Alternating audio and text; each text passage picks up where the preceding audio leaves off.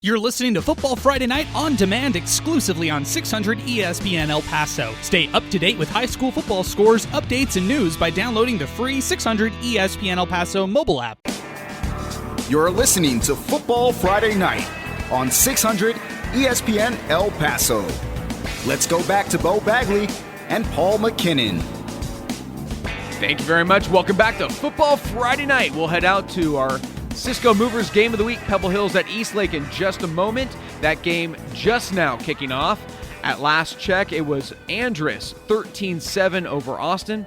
Canutillo Bel Air, Canutillo up 28-6 over the Bel Air Highlanders. St. Michael's up 13-2 over Cathedral. El Paso leads Isleta 14-7. Burgess leads Bowie 14-0. Chapin and Clint tied at 7. Del Valle Oliver Hanks early 14-0.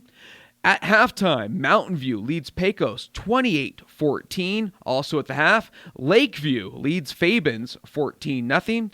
And Oregon Mountain up in Las Cruces, Oregon Mountain leads Centennial 14-7 in the second quarter. And also at halftime, Riverside all over Alpine 42-0. Riverside looking to improve to 5-1. Let's head out to Trooper Stadium where we have an update from Franklin and Eastwood. Let's head out to Adrian Broadus. Adrian, take it away. Guys, with 10:25 left here in the opening half, the Franklin Cougars just capped off a really nice drive with a 16-yard touchdown from Cameron Bird to Bo Sparks. This is breaking action right now. So, again, we've got 10:25 left here in the opening half.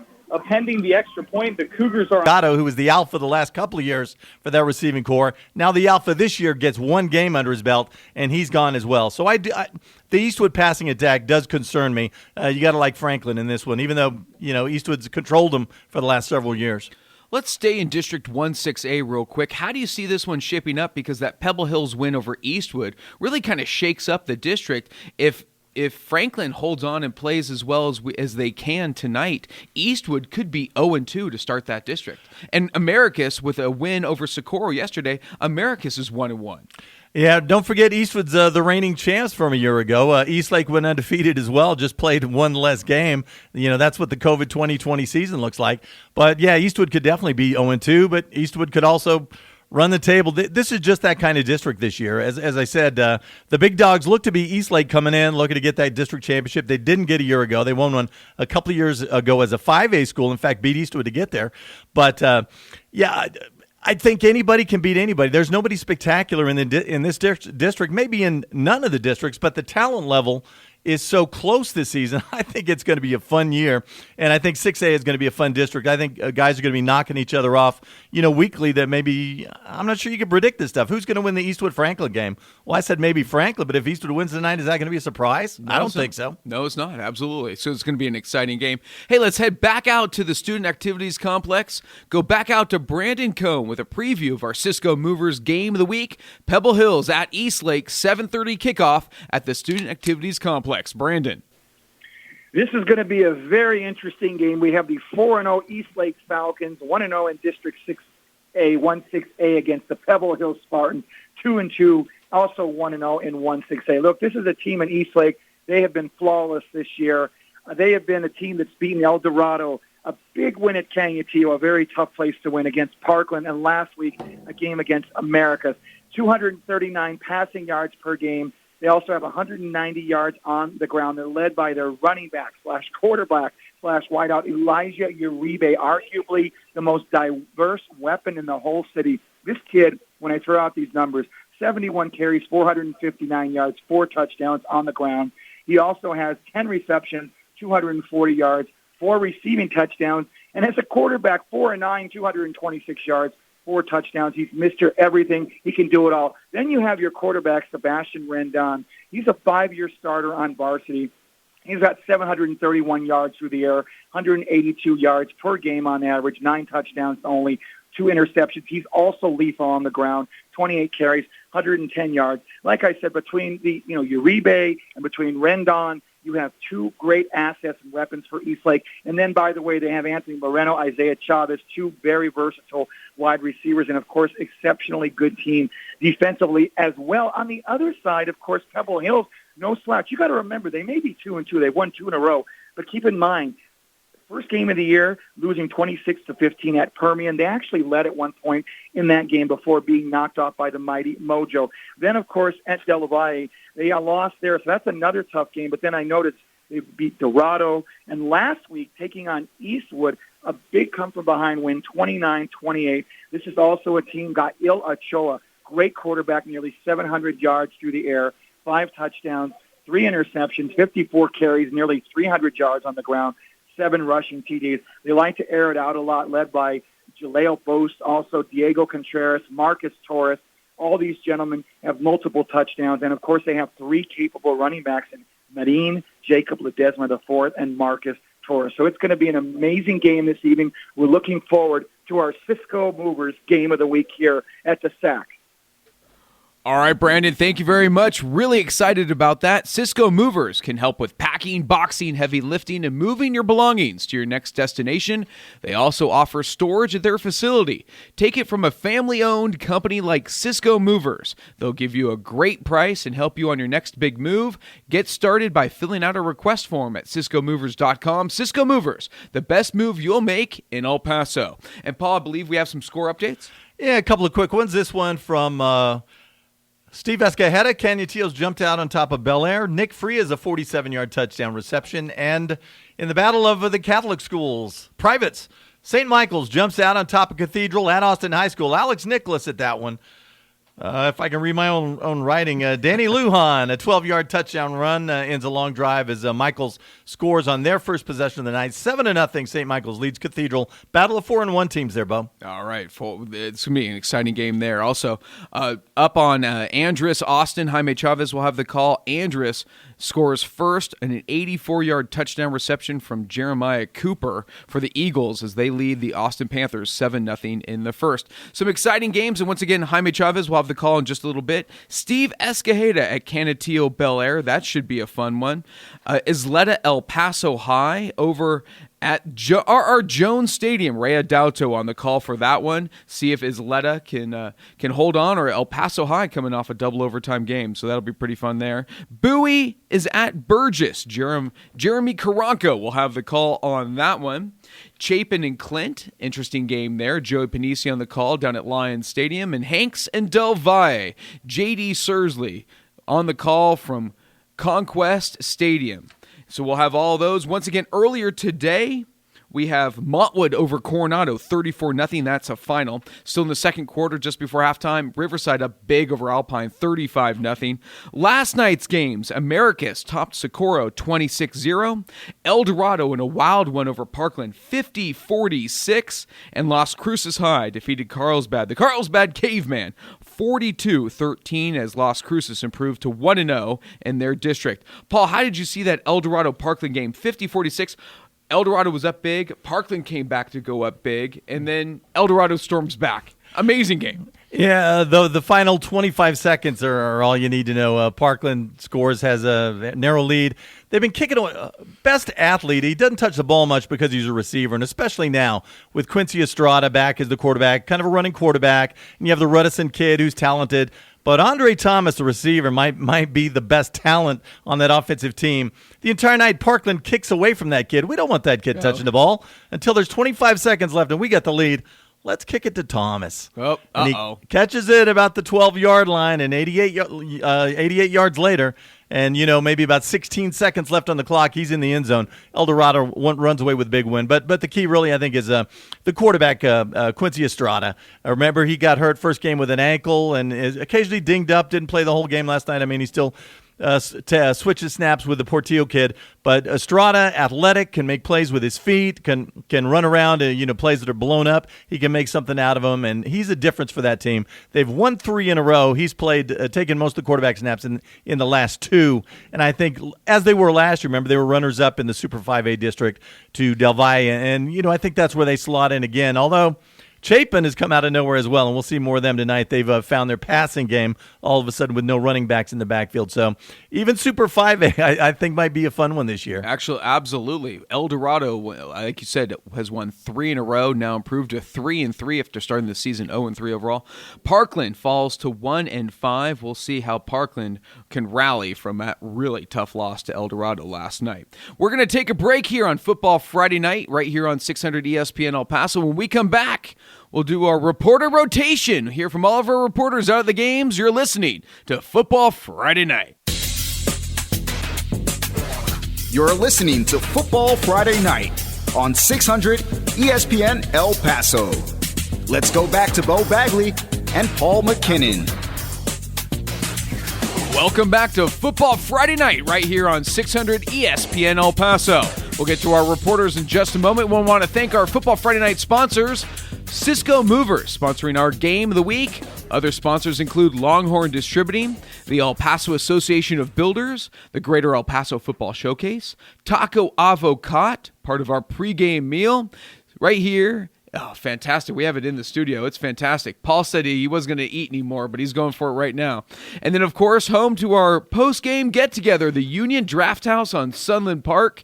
Come talk some high school football with us at Union Draft House on Sunland Park. Always a fun time there after the show. We have some scores all around the town. West Texas and Land of Enchantment, New Mexico, already in the first. Oregon Mountain kind of shocking Centennial Hawks. Oregon Mountain leads Centennial 7-0 in the first. Earlier today, Riverside up 35-0 over Alpine in the second, and Montwood already topped Coronado. That game a final 34-0 Montwood over the T-Birds. And Paul, what do you got from around town? Well, this from Conquest Stadium. Diego Medel, 11-yard touchdown run. Del Valle jumps out on top of Hank, 7-0. Talking about going from the frying pan into the fire, Bo Bagley. A couple of weeks ago, Eastwood Hank 70 on you. Last week for your homecoming, you have the number 5 team in the nation, Lubbock Cooper, who stuck 50-plus on them.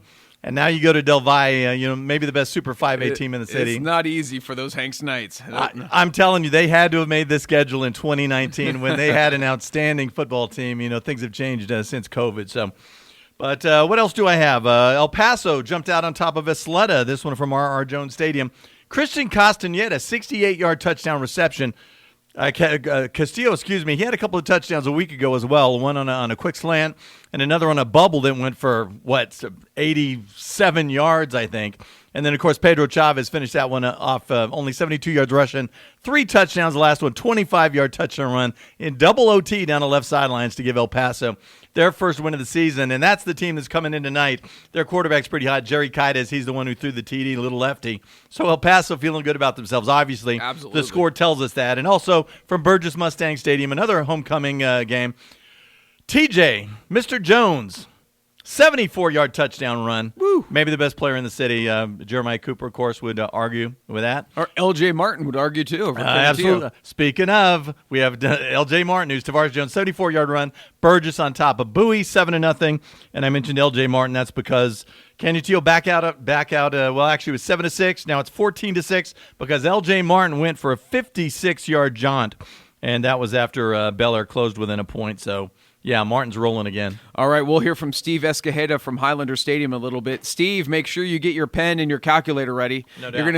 You're gonna be piling up those L.J. Martin rushing stats. Also out there, St. Michael's over Cathedral over at Austin High School, 7-0. That game in the first. We'll hear from Alex Nicholas in just a moment. First, let's head out to Trooper Stadium. The Eastwood Troopers coming off a 1-point loss to Pebble Hills, taking on the Franklin Cougars, and we already have a score at that game. Let's head out to Adrian Broadus with an update. Adrian. With 5:41 left here in the first quarter, the Franklin Cougars on top of the Eastwood Troopers 6-0. It was an 11-play, 91-yard drive by Franklin to start things off. It was capped off by a nice 9-yard pass from quarterback Cameron Bird to wide receiver Dominic Arellano, and that capped off that really nice drive by Franklin to start things off. Eastwood on their their first possession. They drove the ball 45 yards all the way down to the Franklin 2-yard line, but a holding penalty negated them from actually scoring a touchdown. They attempted a 25-yard field goal, and it was blocked by Franklin. The Cougars, on their very next play offensively, had an 81-yard rushing touchdown by Cameron Bird, only for it to be called back due to holding. So, again, we've got 5:41 here left in the opening quarter. The Franklin Cougars on top of the Eastwood Troopers, 6-0.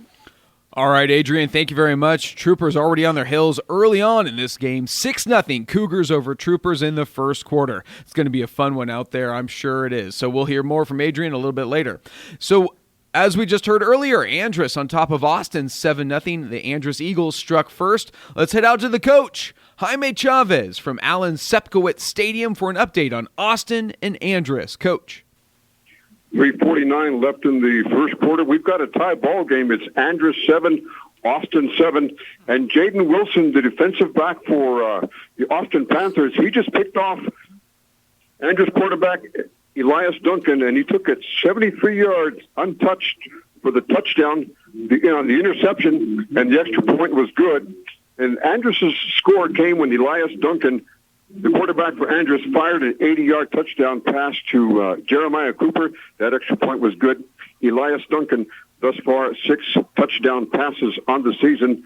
And the Austin Panthers trying to snap a 2-game skid as they've created 2 turnovers on the Andress offense thus far.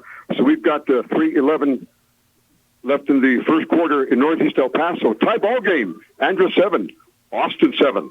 All right, Coach. Wow, what a game there. Austin Panthers, maybe not the days of Isaiah Witterstouter and Willie Rodriguez, but maybe they come and play today against the Andress Eagles. And numbers the biggest problem. It made me laugh when Jaime said defensive back Jaden Wilson, because when they're on offense, that's running back Jaden Wilson and the biggest weapon that those Austin Panthers have. So big play from Wilson. They're going to need it tonight. Absolutely. Tied at 7 at Alan Sepkowitz Stadium. Austin and Andress will have more from Coach Jaime Chavez in just a little bit. And by the way, Andress, without Malachi Doe, remember, he lower leg fracture a week ago in that win over Bowie. Jeremiah Cooper sat that one out with a bum knee, so he's obviously back on the field, already scored a long touchdown in this one. So, Andress maybe not at their healthiest. Maybe Austin has a chance to sneak up on these guys. We'll see about that one. Andress 3-1 overall, Austin 2-2. Let's head out to Bel Air, where we already have a couple touchdowns in the books for Steve Escajeda. 4-1 Canutillo against 2-3 Bel Air. Let's go out to Highlander Stadium and join Steve for an update. Steve. We've got 3:59 to go in the first quarter, and we have more than a couple touchdowns so far as Canutillo out in front of the Bel Air Highlanders, 21-6. Canutillo scoring on their first possession of the ball game. Their quarterback, Devin Granados, hitting Nick Frias with a 47-yard bomb to give Canutillo, again, that opening 7-0 lead. Bel Air answered less than a minute later with a bomb by themselves. Their quarterback, Noah Moreno, hitting Adam Gomez from 42 yards out. The extra point was no good, but that made it 7-6 Canutillo, and since then it's been all Eagles. At 7:55 mark of the first quarter, that guy, L.J. Martin, scoring on a 56-yard run, and just about a minute ago, Devin Granados, their quarterback, he's scoring on a 2-yard run. And one thing about L.J. Martin, he came into the ball game needing 181 yards tonight to reach 1,000 for the season. So far in the first quarter, still 3:45 to go. 7 carries for Martin, 90 yards already, and that 1 touchdown. 3:45 to go in the first quarter here in Bel Air. It is Canutillo 21 and the Highlanders 6. Steve, thank you very much. I hope you have some extra batteries for that calculator over there. It could be a long night piling up those L.J. Martin stats. Great job out there. Wow, what a first quarter by the Canutillo Eagles and L.J. Martin. 21-6 Canutillo over Bel Air. That should be a fun one. Thank you, Steve. Now, we had Alex Nicholas slated for Irvin Memorial Stadium and Tony Shaw Field, but unfortunately, the Irvin-Jefferson game has been postponed. That game will now be at Irvin tomorrow at 10 a.m. So we'll have more from that one a little bit later, but let's go back to Alex. He's now at Austin's R.E. McKee Stadium, 4-1 Cathedral, hosting 4-1 St. Michael's. Let's go out to Alex Nicholas for an update from R.E. McKee Stadium. Alex. 1 left until halftime, and it's St. Michael's from Santa Fe holding on to a 7-0 lead over Cathedral. Let's take you back to the 9:55 mark. it would be actually take it to the opening kick where Cathedral would try an onside kick to open the game, an illegal touching that would set up St. Michael's on the plus side of the field. That would lead to a 6-play, 43-yard drive with their St. Michael's star running back, Damon Duhan, punching it in from 12 yards out. That would open our scoring. Cathedral, 2 drives so far in the game. They've crossed the 50 on both of them. One ended in the punt, and the other one would end on a long, a deep pass down the right side on a 4th down and short. Isaac Reese, for St. Michael's would come up with the interception. 3rd down and 9 for St. Michael's near midfield with 10:15 left until halftime, and St. Michael's leading Cathedral 7-0. All right, Alex, thank you very much. We'll see how the Fighting Irish can respond now. Again, both teams 4-1. St. Michael's, the Horsemen out of Santa Fe, should be a fun one at Austin's R.E. McKee Stadium. Alex, thank you very much. Hey, early on we heard the El Paso High Tigers coming off a big double overtime victory over the Irvin Rockets last week, scoring first on the Isleta Indians. Well, let's get an update from Ray Adauto at R.R. Jones Stadium for Isleta and El Paso. Ray.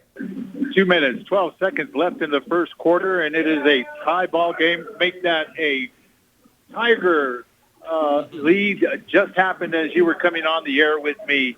It is now the El Paso High Tigers 13, the visiting Isleta Indians 7 in a back-and-forth matchup.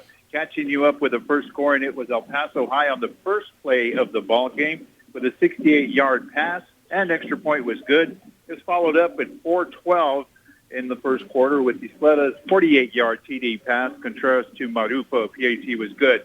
And right as we came on right now, the third score of the game so far, El Paso High took the ball in from about 45 yards, and the PAT is good. That makes the current score with 2 minutes, 11 seconds left. The Tigers 14 and the visiting Indians 7. El Paso is coming off a big double overtime win against the Irvin Rockets, 41-35. This game features 2 teams who over the last few years have seen Isleta beat the Tigers twice. The last time 56-14 in 2019. No doubt that Tiger coach Ray Aguilar is hoping that the taste of winning stays with the Tigers. So, with 2 minutes, 11 seconds left in the first quarter, the score at R.R. Jones Stadium. It is the El Paso High Tigers 14, the visiting Isleta Indians 7. All right, Ray, thank you very much. Boy, what an exciting game. We already have some exciting starts all over town. 14-7 late in the first quarter. El Paso High holding on to a 7-point lead over the Isleta Indians. Now, Isleta coming in 3-2 overall, but El Paso, a little momentum after that 41-35 double overtime victory last week over the Irvin Rockets. Hey, let's go out to Burgess Mustang Stadium. The 3-2 Burgess Mustangs hosting the winless Bowie Bears. Could Bowie shock the Mustangs? Let's head out to Jeremy Karanko, his first action of the year with us here on Football Friday Night. Jeremy, what do you got for us?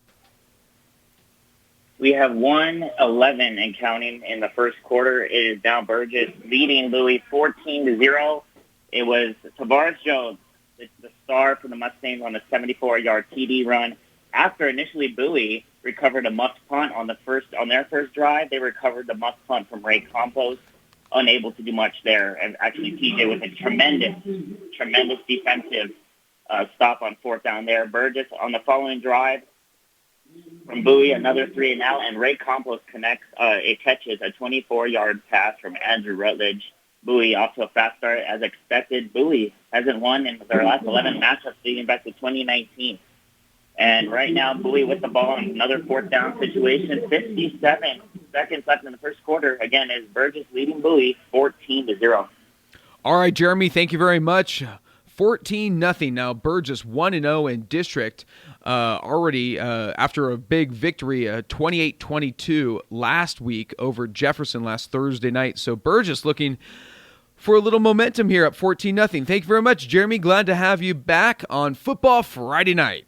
Hey, another exciting one between the Chapin Huskies and the Clint Lions. Let's see who's who. Clint coming in with a lot of momentum. Chapin had fallen off a little bit after last year, started a little tough, but hey, the Chapin Huskies are coming back. A big 43-13 victory over the Austin Panthers last week. Let's see how they can do at Lions Stadium and head out to Joey Panisi with an update. Joey, take it away. Yes, from Clint High School with 8 minutes and 11 seconds left in the second quarter, it's the Chapin Huskies 7, the Clint Lions 0. It was a pretty hapless first quarter. There was no scoring whatsoever. That first possession in the second quarter, back behind star quarterback Mason Standifer, they scored on a 24-yard touchdown strike from Standifer to Pastrana. This game features two quality quarterbacks, Standifer from Chapin, and, of course, the heart and soul of the Clint team, Isaiah Gonzalez. I sat with his baseball coach. He's the star of the baseball team as well. Henry Rodriguez watches his every move. So sending it back with 7:43 left, we have a score of Chapin 7, Clint 0 from Clint High School. And, Bo, I think that's going to be the problem for the Clint Lions in this one. Chapin's morphed into a passing team now. We've talked ad nauseum about how they've lost their speed running back and their power back, the Williamson kid from a couple of weeks ago. So now they're looking to throw the football, moved up a freshman who's playing pretty well. And, of course, you heard Timmy Pastrana, 72-yard touchdown. He's good for 100 yards a game through the air and, a score or two. And for the Clint Lions, a team that runs the wishbone, how do you replicate a passing offense during the week? Okay, we're prepared for Chapin. They want to throw the football. Who's going to be our quarterback? Who are going to be our receivers? They don't have the personnel. They're a wishbone team. So you can't replicate that for your defense. So I think when you run into a team like the Chapin Huskies that's proficient at slinging the ball around, I think especially the first quarter, it's like culture shock. You just can't be prepared. And, of course, they hit him with a big one early, and it might be Chapin off to the races. It could be. We'll see. Second quarter, 8 minutes to go. 7-0 Chapin over Clint right now. Joey Panisi on the call. We'll hear from Joey in just a little bit. We got some more touchdowns over at Conquest Stadium. Del Valle hosting the Hanks Knights. Boy, really tough stretch to open up the season for Hanks. Let's head out to J.D. Sursley with an update. J.D., take it away. Yeah, we're about a minute away to the end of the first quarter. All conquistadors so far, 14-0. Running back Diego Medel, number 26, with a 11-yard touchdown run to start the game. And Cristian Martinez, so far the MVP of the game, with 77 yards and a touchdown. But we do have to know and praise Jesse Ramos, who's averaging 183 yards per game. So he should eclipse the 1,000-yard mark after this game. And we are a minute away, 14-0 Divide. All right, JD, thank you very much. 14-0 Divide Conquistadors over the Hanks Knights early on in this one. We'll see if Hanks can come back. Remember, they've been game tested. Boy, when you play the fifth-ranked team in the state in Lubbock Cooper, you've gone up against some tough ones. But Hanks Knights and Divide Conquistadors should be fun. And you mentioned Cooper, so I'll mention Cooper as well. Andrus Austin, Jeremiah Cooper, already had an 80-yard touchdown catch. Well, he's got another one, 53 yards through the air. And remember what I said about Chapin Clint? Well, let's just repeat that with Andrus Austin. Austin defense, I'm not sure they can replicate what Andrus is going to throw at him through the air. No Jeremiah Coopers to run practice drills with. So 53 yards. Andrus now back out on top of Austin. Jaime Chavez tells us 13-7. All right, thank you very much. Also at halftime now, Riverside Rangers all over the Alpine Bucks, 42-0. Riverside looking to improve to 5-1. I think you can pencil that one in.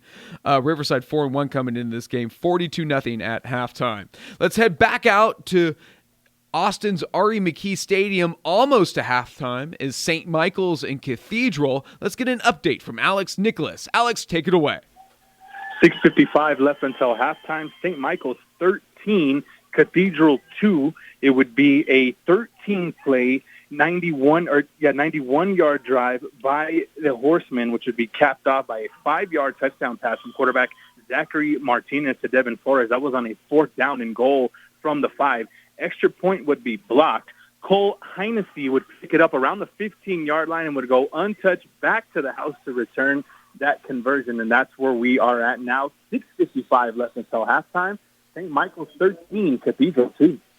All right, Alex, thank you very much. Wow, 13-2. Let's see if the Fighting Irish can come back in this one. Both teams 4-1 on the season. Should be a fun one. Again, another note, Jefferson at Irvin will be played tomorrow, 10 a.m. at Irvin's Memorial Stadium. So, all right, we're going to take a break here, then hear from all of our reporters, especially Brandon Cohn out at our Cisco Movers Game of the Week, Pebble Hills and Eastlake. You're listening to Football Friday Night right here on 600 ESPN El Paso.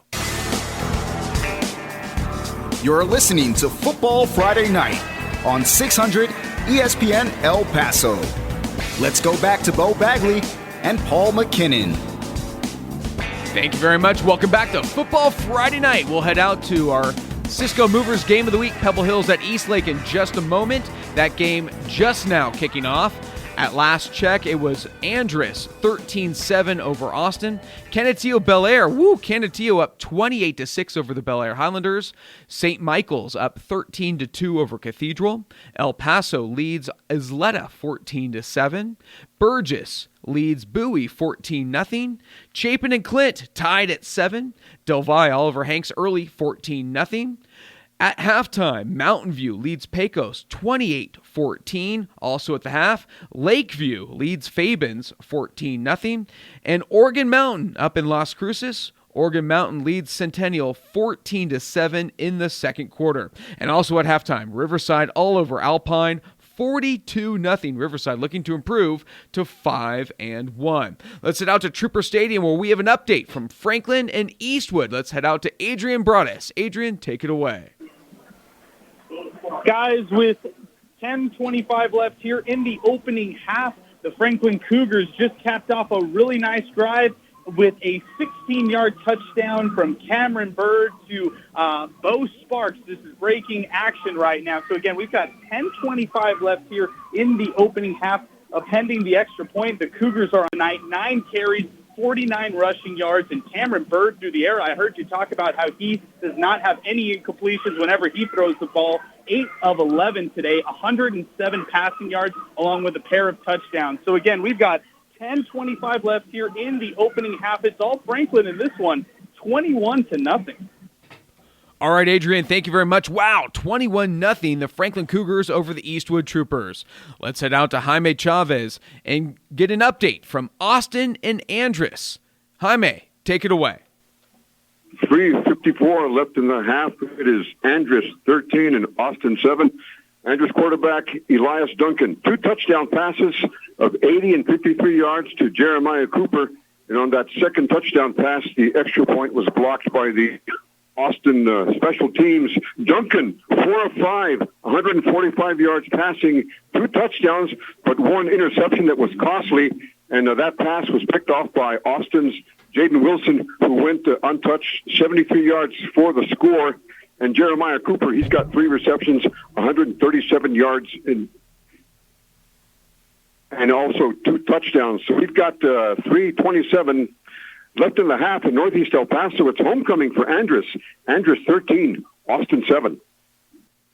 All right, Coach, thank you very much. 13-7, still same score as the first. Wow, what a game there. Let's see if the Austin Panthers can hang on, make it a game of it against the Andress Eagles. A lot of scoring over at Canutillo and Bel Air. Let's head out to Highlander Stadium and join Steve Escajeda with an update on Canutillo Eagles and Bel Air Highlanders. Steve. We've got 9:37 to go in the second quarter, and Canutillo out in front of Bel Air 28-6. Again, this game was a 7-6 ball game early on, and again, it's been Canutillo ever since then.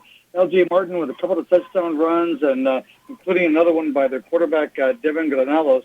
And Granalos so far in the ball game, their quarterback, 3 out of 6 through the air, 65 yards and a score.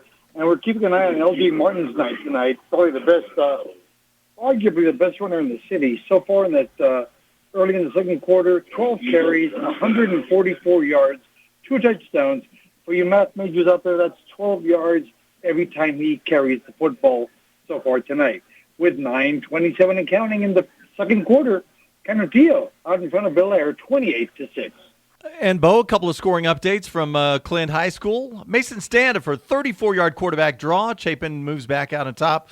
Clint Lions, 14-7. That looks like a good one in front of our Joey Panisi. And Hanks Del Valle, not so good in front of J.D. Sursley. Williams' interception return takes it all the way back. 3 scores now, Del Valle all over Hanks, 21-0. All right, a pick 6 for the Divide Conquistadors. And thank you. We'll head out to Joey and JD in just a moment. And Steve, thank you very much. What a game there between Canutillo and Bel Air. Let's head out to Alex Nicholas for St. Michael's and Cathedral over at Austin High School. Alex, take it away. 4 minutes and running left until halftime. Still St. Michael's 13, Cathedral 2. Cathedral really struggling to get things going on offense. Just 10 rushes for 32 yards so far. Their two of their drives have ended in punts, and then that interception on their second drive. So St. Michael's with a second down and short inside their own territory. 3:40 left here until halftime, and St. Michael's leading Cathedral 13-2. All right, Alex, thank you very much. 13-2. See if Fighting Irish, once again, I hate to be a broken record here, but see if they can come back in that one, make it a game of it. Hey, let's head out to Ray Adalto, Jones Stadium. It was at last check, 14-7, El Paso over Isleta. See if the Tigers are still in the lead. Ray, take it away. 7 minutes, 12 seconds left in the first half. The score is now the Tigers 14 and the visiting Indians 14. However, the El Paso High Tigers are on the 7-yard line with quite a bit of time left, third down and goal. The last score was made by Isleta, make that a 15-yard run by Arath Gomez. PAT was good. That tied up the ballgame 14-14. And right now, El Paso High on the verge of completing another touchdown. 6 minutes, 38 seconds left. It's 14-14 officially here at R.R. Jones Stadium. All right, thank you very much, Ray. Barn burner out there at Jones Stadium. El Paso knows how to play in close, tight games, so we'll see how they do. And another one against the Isleta Indians. An update from our Cisco Movers Game of the Week. Pebble Hills strikes first over the East Lake Falcons. You heard that right. Pebble Hills strikes first over Eastlake. So they lead 6-0 early on, 11 minutes to go in the first quarter. We'll hear from Brandon Cohn in just a little bit. Let's head out to Mustang Stadium, the Burgess Mustangs hosting the Bowie Bears, and get an update from Jeremy Caranco. Jeremy. Yeah, 8:10 left in the second quarter. It is now Burgess leading Bowie 21-0. Andrew Rutledge, he has a touchdown through the air. He just added another one on the ground. 17-yard read option up the middle. Untouched for the score. Bowie has just turned the ball over again, and Burgess again with the football. Again, 8:06, second quarter. It is Burgess now over Bowie, 21-0. Jeremy, thank you very much. The coach's kid, the coach's son, getting in the touchdown, Andrew Rutledge. Nice job by the Burgess Mustangs as they taking a 21-0 lead. Let's out to Joey Panisi. At last check, it was 14-7 Chapin over Clint. Let's get an update from Joey Panisi from Clint's Lions Stadium. Joey. Yes, with 1:05 left in the second quarter, the score is now 14 for Chapin, 7 for Clint. We're at Clint High School. Second quarter's really come to life, and it's everything we expected from two quality quarterbacks. Last score was Mason Sandifer, 34-yard quarterback draw right up the middle with 2:47 in the second quarter, which made it 14-7. For Clint, their score was set up by their star quarterback, 49-yard run for Isaiah Gonzalez. They rumbled it in, and that leaves us with a score of 14-7. So now it's Clint driving from the 19-yard line with 1:03 left in the second quarter. Here's a little action. Let's see if Clint can get it in on this one play. Isaiah Gonzalez under center, keeps the ball, options to the right, and he's stacked up at the line. So with 58 seconds left in the second quarter from Clint High School, it's the Chapin Huskies 14, the Clint Lions 7. And, Bo, the end zone might be stacked up at Clint, but it's wide open at Eastwood Trooper Stadium. Andrew Martinez, the quarterback, goes 80 yards. Troopers finally on the board. They close within 21-7 of the visiting Franklin Cougars. Eastwood Troopers on the board. Good to hear for Trooper Stadium. I'm sure that ignited that home crowd. An update from Riverfront Stadium. Riverside now up on Alpine, 49-0. Riverside all over the Alpine Bucks. Hey, at last check, it was 14-0 Del Valle over Hanks. Let's get an update from J.D. Sursley at Conquest Stadium. J.D. 8 minutes left in the second quarter before halftime. It is now 21-0. Diego Medel, 11-yard touchdown. Christian Martinez, 1-yard touchdown. And now Isaac Williams added to the score. She with a 15-yard interception touchdown return. 8:30 left in the second quarter, 21-0 Del Valle. All right, JD, thank you very much. 21-0 Del Valle all over the Hanks Knights in this one at home at Conquest Stadium. Let's head out to our Cisco Movers Game of the Week and join Brandon Cohn for Eastlake and Pebble Hills. We got a score at the SAC. Brandon, take it away. 10:13 remaining here in the first quarter, and Pebble Hills has a early 6-0 lead over Eastlake. Pebble Hills gets great starting field position in the very beginning when wideout Robert Deal takes the opening kickoff 55 yards all the way to the Eastlake 34. Then 2 plays later, Spartans quarterback Ochoa, a nice play-action pass, fakes the jet sweep and throws a 19-yard touchdown pass to his wideout, Julio Booth. The PAT was no good. It was blocked, making the score 6-0. Pebble Hills over Eastlake. Then Eastlake, their first possession, a 3-and-out, and they are actually, it's back to Pebble Hills, who ended up punting on their second possession. We have 6:35 remaining, opening quarter. Cisco Movers Game of the Week, and it's Pebble Hills 6, Eastlake 0. And as soon as Martinez goes 80 yards for the Troopers, Jordan Morales brings the kickoff all the way back. Looking like a Franklin Cougars night out on the east side. 28-7, they lead Eastwood that one in the second quarter. Oh, my gosh. We're going to go to Adrian Broadus from Trooper Stadium, get a report from Adrian in just a moment after this break. And what a game there. Also good news from Adrian. Somebody on the field tonight, somebody we've been waiting on all season long. One of the best defensive players, maybe the best defensive player, Stephen Powers, back on the field for that Franklin Cougar defense. Of course, you remember his big brother, David Powers. I think he's at Cisco College right now. Saw some video on that guy. He is a beast. And Stephen Powers as well, as a sophomore, he was running circles around his brother in the Big Americas game for about a quarter. So this guy can play. He's been out for a couple of months. Finally now back on the field. A welcome addition for that Franklin Cougar defense. Absolutely. Maybe igniting that Cougar defense over against the Eastwood Troopers as well. So big addition there. We'll hear from Adrian Broadus and get an update from Franklin Eastwood. Of course, all of our other games all over town. You're listening to Football Friday Night right here on 600 ESPN El Paso. You're listening to Football Friday Night on 600 ESPN El Paso. Let's go back to Bo Bagley and Paul McKinnon. Some other scores around town. Alamogordo all over Chaparral, 28-0 in the second. And San Elizario up on Tornillo, 14-0. Tornillo saying goodbye to longtime coach Cody Burris. According to Felix Chavez of the El Paso Times, Cody Burris is stepping down this month as the head coach at Tornillo High School. For the past 16 years, he's been there, but in the last 2 weeks, he decided to take on a new adventure. But he's been there as the boys' basketball coach, the AD, the football coach, I think the baseball coach too. Probably raking the fields, doing everything down there at Tornillo. Yeah, I was going to say he was the basketball coach till Stephen Lee left, and then they needed somebody, and they said, "Hey, coach." And there he goes. There you go. Gotta love that guy. Absolutely. Great job, Coach. Glad to see you find bigger and better things. We're going to miss you at the football field, but you did a great job down at Tornillo. So thank you very much, Coach Cody Burris of the Tornillo Coyotes. Hey, let's head out to Eastwood's Trooper Stadium, get an update on Eastwood and Franklin. A fun one out there between Franklin and Eastwood with Adrian Broadus on the call. Adrian, what do you got for us? With 5:30 to go here in the second half, Franklin all over Eastwood, 28-7 here in the opening half.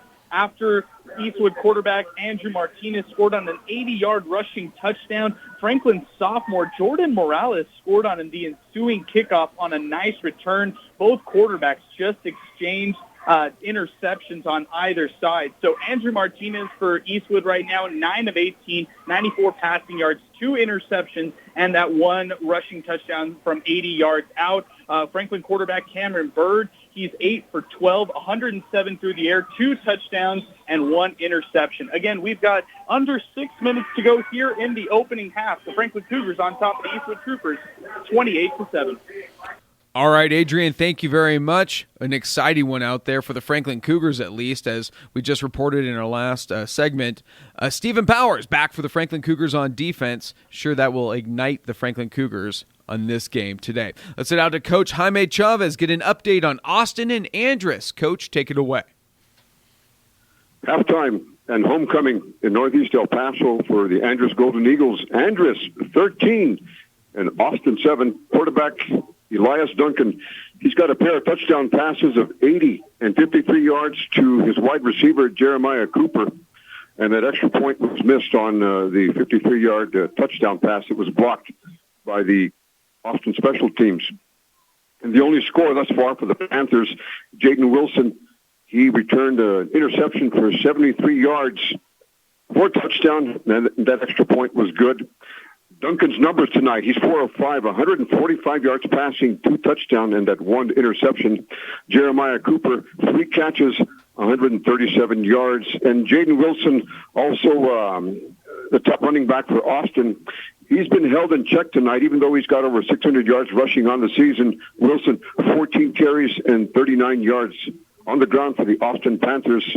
So we've got lots of time here with the halftime festivities right here in Northeast El Paso. It's Andress 13, Austin 7. And Bo from R.R. Jones Stadium, Andres Martinez, 25-yard touchdown reception. Isleta takes their first lead of the night.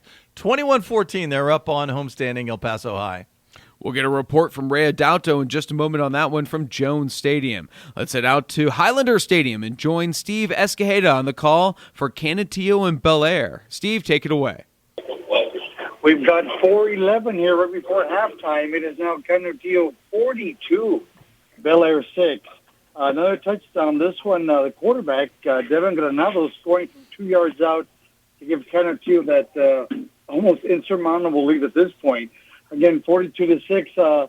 Just give us some quick stars of the ball game so far for Canutillo.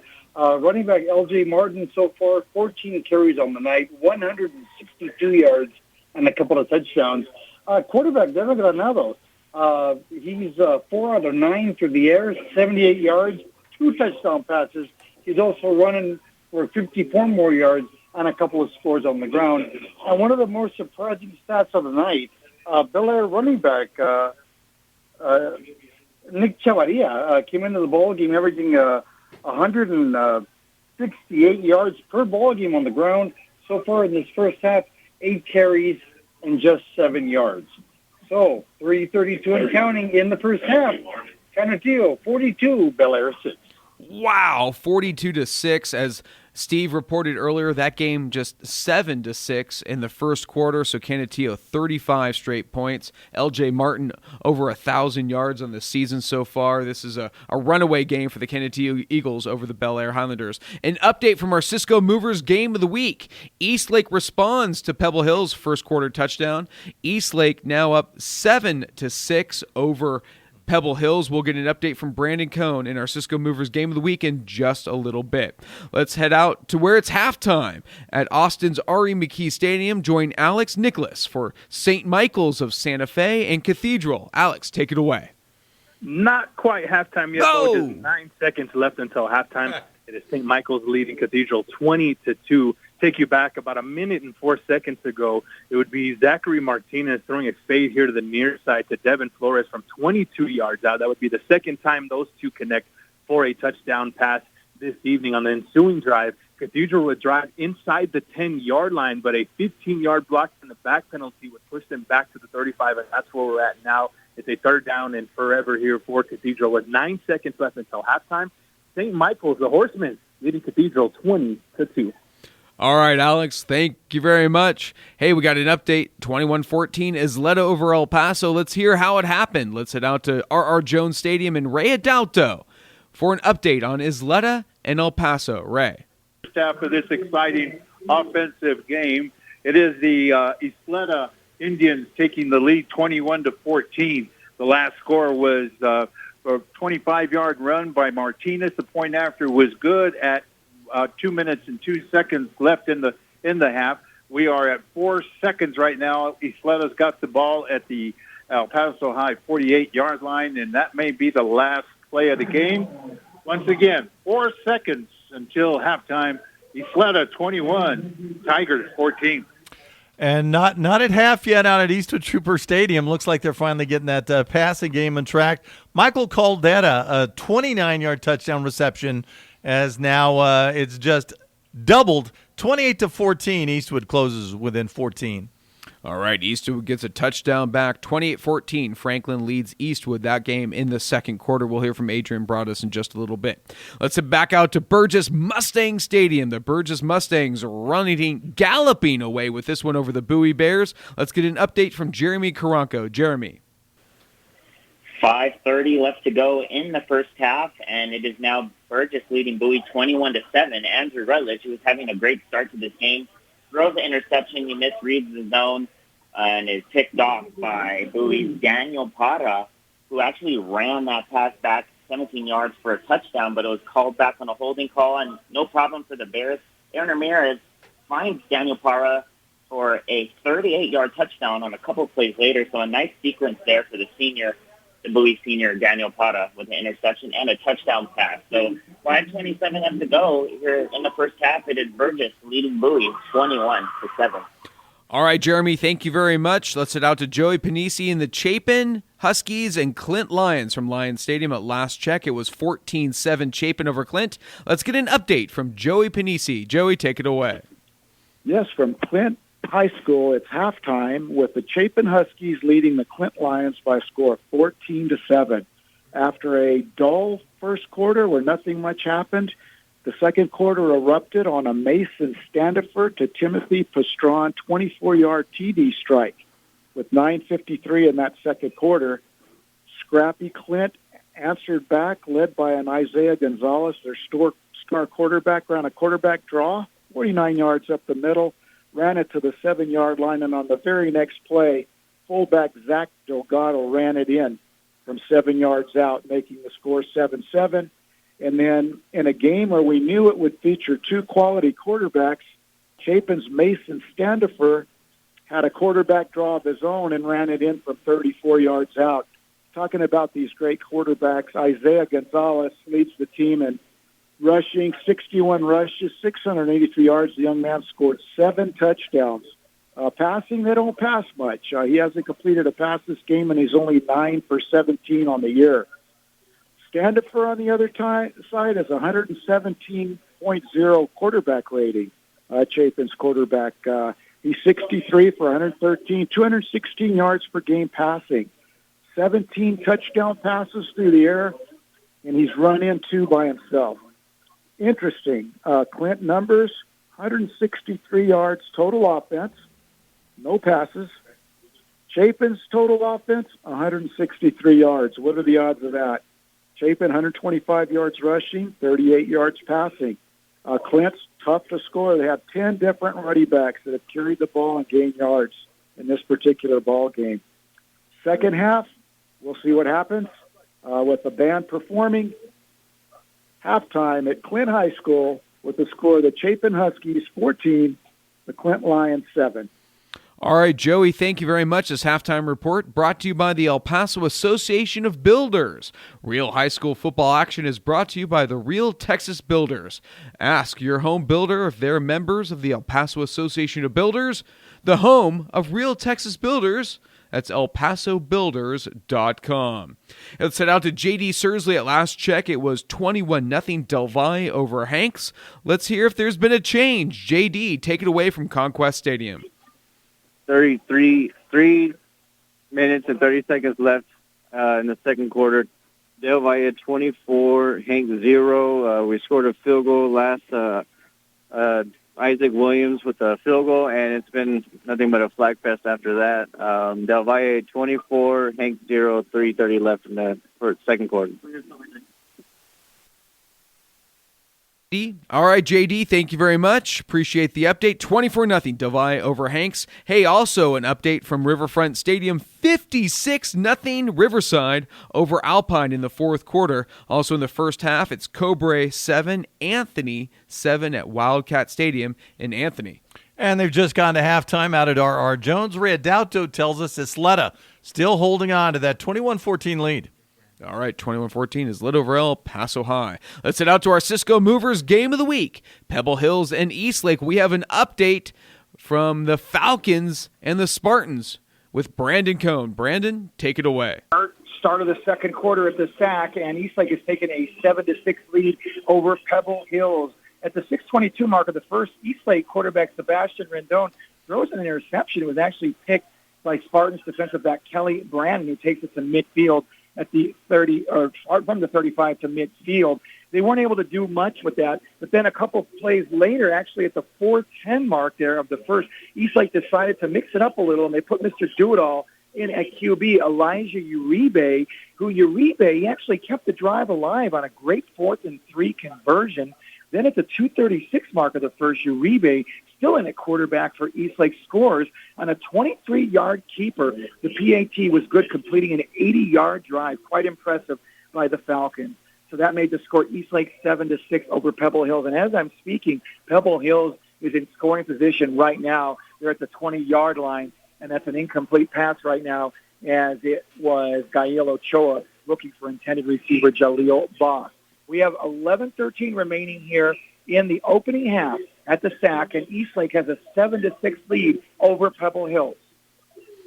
All right, Brandon, thank you very much. 7-6, Eastlake over Pebble Hills in the second quarter in our Cisco Movers Game of the Week. Remember, Cisco Movers can help with packing, boxing, heavy lifting, and moving all your belongings. CiscoMovers.com, the best move you'll make in El Paso. Let's head out to Franklin and Eastwood, an exciting game at Trooper Stadium. Lots of scoring in the first half. Let's get an update from Adrian Broadus. Adrian? 2:21 left here in the opening half. The Franklin Cougars still on top. The Eastwood Troopers 28-14. However, the Troopers driving deep inside Franklin territory before this half. Andrew Martinez, 10 of 20 today. 2 interceptions, but had a nice 29-yard passing touchdown to his wide receiver, Michael Caldera, on the previous drive. Franklin drove it to near midfield, but then had to punt around their own 45-yard line. So again, we've got about 1:58 here to go in the first half. Franklin on top of Eastwood, 28-14. All right, Adrian, thank you very much. Nearing the halftime there at Trooper Stadium, so a fun one there between Franklin and Eastwood. We got fun games all over the place. We're going to take a break, come back as the games are inching closer to halftime or starting up the third quarter. So we got exciting action all over town. You're listening to Football Friday Night right here on 600 ESPN El Paso. 600 ESPN El Paso and 95.5 KLAQ present UTEP Football 2021. This is Adrian Broadus with Sal Montes. This season, you'll hear a mix of UTEP football games live on KLAQ and 600 ESPN El Paso. Game 4 against the New Mexico Lobos, Saturday, September 25th. And after the game, get ready for Minor Talk. Only on 600 ESPN El Paso.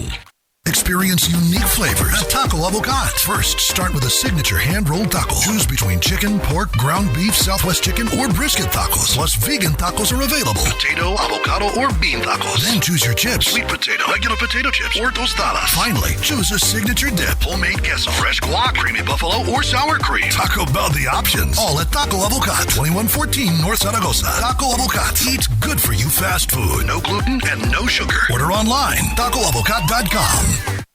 The 2021 high school football season is here. Keep an eye out for the Greater El Paso Football Showcase Top 5 players, the draft watch list, and exciting announcements for all of our events this season to include the All-Star Game, Draft, Combined Mentor Program, Quarterback Challenge Golf Tournament, and scholarship announcements. Follow us on social media and visit our website at 915showcase.com for updates. Senior players, don't forget, SAT, ACT scores need to be turned in before December 1st to be eligible for the draft. Longhorn Distributing is where the pros shop for their cleaning and detail supplies and cleaning equipment for over 27 years. Howdy, Lauren Hodges, owner of Longhorn Distributing, inviting you to our store at 5516 East Paisano, just 2 blocks south of I-10, to see the wide variety of products on display. Most of our chemicals are concentrated, so you can adjust to your need and make the product and your money go farther. Check out our Hotzi pressure washers as well and other cleaning equipment, all on display at Longhorn Distributing in the middle of El Paso. Cisco Movers, the local experts for moving across El Paso. Need to move your college student into their new apartment? How about moving an entire family from point A to point B? Too busy to plan a move on your own? Cisco Movers can take care of everything. Packing, boxing, heavy lifting. Cisco Movers will take care of your prized possessions and ensure they get to your next destination with ease. When it comes to moving, don't stress. Let the top professionals at Cisco Movers handle the job. Get a free quote on your next move today at CiscoMovers.com. Did you know that at the El Paso Association of Builders, there's more than just builders? Attorneys, car dealers, banks, credit unions, suppliers, and vendors are real Texas Builder members. Why? Because they know that you have to trust what goes into your new home. El Paso Association of Builders associate members are proud to be a member of the El Paso Association of Builders. Go to elpasobuilders.com to check out your next car, kitchen, bath, or how to buy them. Supporting Football Friday Night, associate members of the El Paso Association of Builders are just a click away. Football Friday Night is back exclusively on 600 ESPN El Paso. Join me, Bo Bagley, along with Paul McKinnon every Friday night as we bring you the best coverage of the city's top high school football games. Tune in every Friday night to catch all the action in real time. We'll have scoring updates, in-game coverage, and everything you need to know about high school football. Follow 600 ESPN El Paso on Twitter for scores and download the 600 ESPN El Paso mobile app to listen in. Football Friday Night exclusively on 600 ESPN El Paso. This is Steve Kaplowitz, and 600 ESPN El Paso has a great way for you to enjoy sports talk on demand. Download our show by subscribing to the free 600 ESPN El Paso podcasts on your Apple or Google Play device. After that, you can enjoy the best of sports talk each day, delivered commercial-free to your phone or tablet. That's right, all the best calls, interviews, and insight with the touch of a button, so you never miss a moment. 600 ESPN El Paso podcasts. You're listening to Football Friday Night on 600 ESPN El Paso. Let's go back to Bo Bagley and Paul McKinnon. All right, thank you very much. Welcome back to Football Friday Night right here on ESPN 600 ESPN El Paso. We have a final. Lakeview Chiefs top Fabens 28-8. So Fabens falls to 1-5 overall. You know, I'm not sure I get that one. Again, it's the common opponents. Fabens have been coming to close last couple of weeks. Remember, they were down 31-6 a couple of weeks ago to Pecos, and they came all the way back 31-26. Last week it was La Mesa, 13-12 losers. They scored late and went for two. Didn't come up with it and lose by a point. La Mesa started the season with San Angelo Lakeview and beat them at their place. So, you know, you would think, you know, doing the math, which you never can, you'd think Fabens had a real shot at this one, but you know, didn't show up. I think they were done from almost the opening kickoff. Tough loss for the Fabens Wildcats. They fall to Lakeview 28-8. Scores around town. Last check, Eastlake up on Pebble Hills 7-6. Eastwood making a game of it against Franklin at home. It's now 28-21. Franklin leads Eastwood. At halftime, Andress up on Austin 13-7. Also at half, that's St. Michael's up on Cathedral 20-2 at halftime. Isleta topping El Paso High 21-14. At last check in the second quarter, it was 42-6. Canutillo over Bel Air. We'll get an update from Steve Escahead in just a moment. Also, the Burgess Mustangs lead the Bowie Bears 27-7. At halftime, it's 14-7 Chapin over Clint. And at last check, Del Valle led Hanks 24-0 in the second quarter. Are you ready for our Longhorn Distributing out-of-town scoreboard? Longhorn Distributing, the only hot seat dealer in West Texas and southern New Mexico. Your source for cleaning equipment, service, and supplies. Longhorn Distributing, 5516 East Paisano Drive in El Paso. Paul, take it away. You slapped me awake. I was daydreaming over here. Actually, some good games going. Let's get to District 2-6A. Remember Abilene that knocked off Permian. Well, now they're trying to turn a trick against the other monster of the Permian Basin, Midland Legacy, also known as Midland Lee. We'll say that through the rest of the year.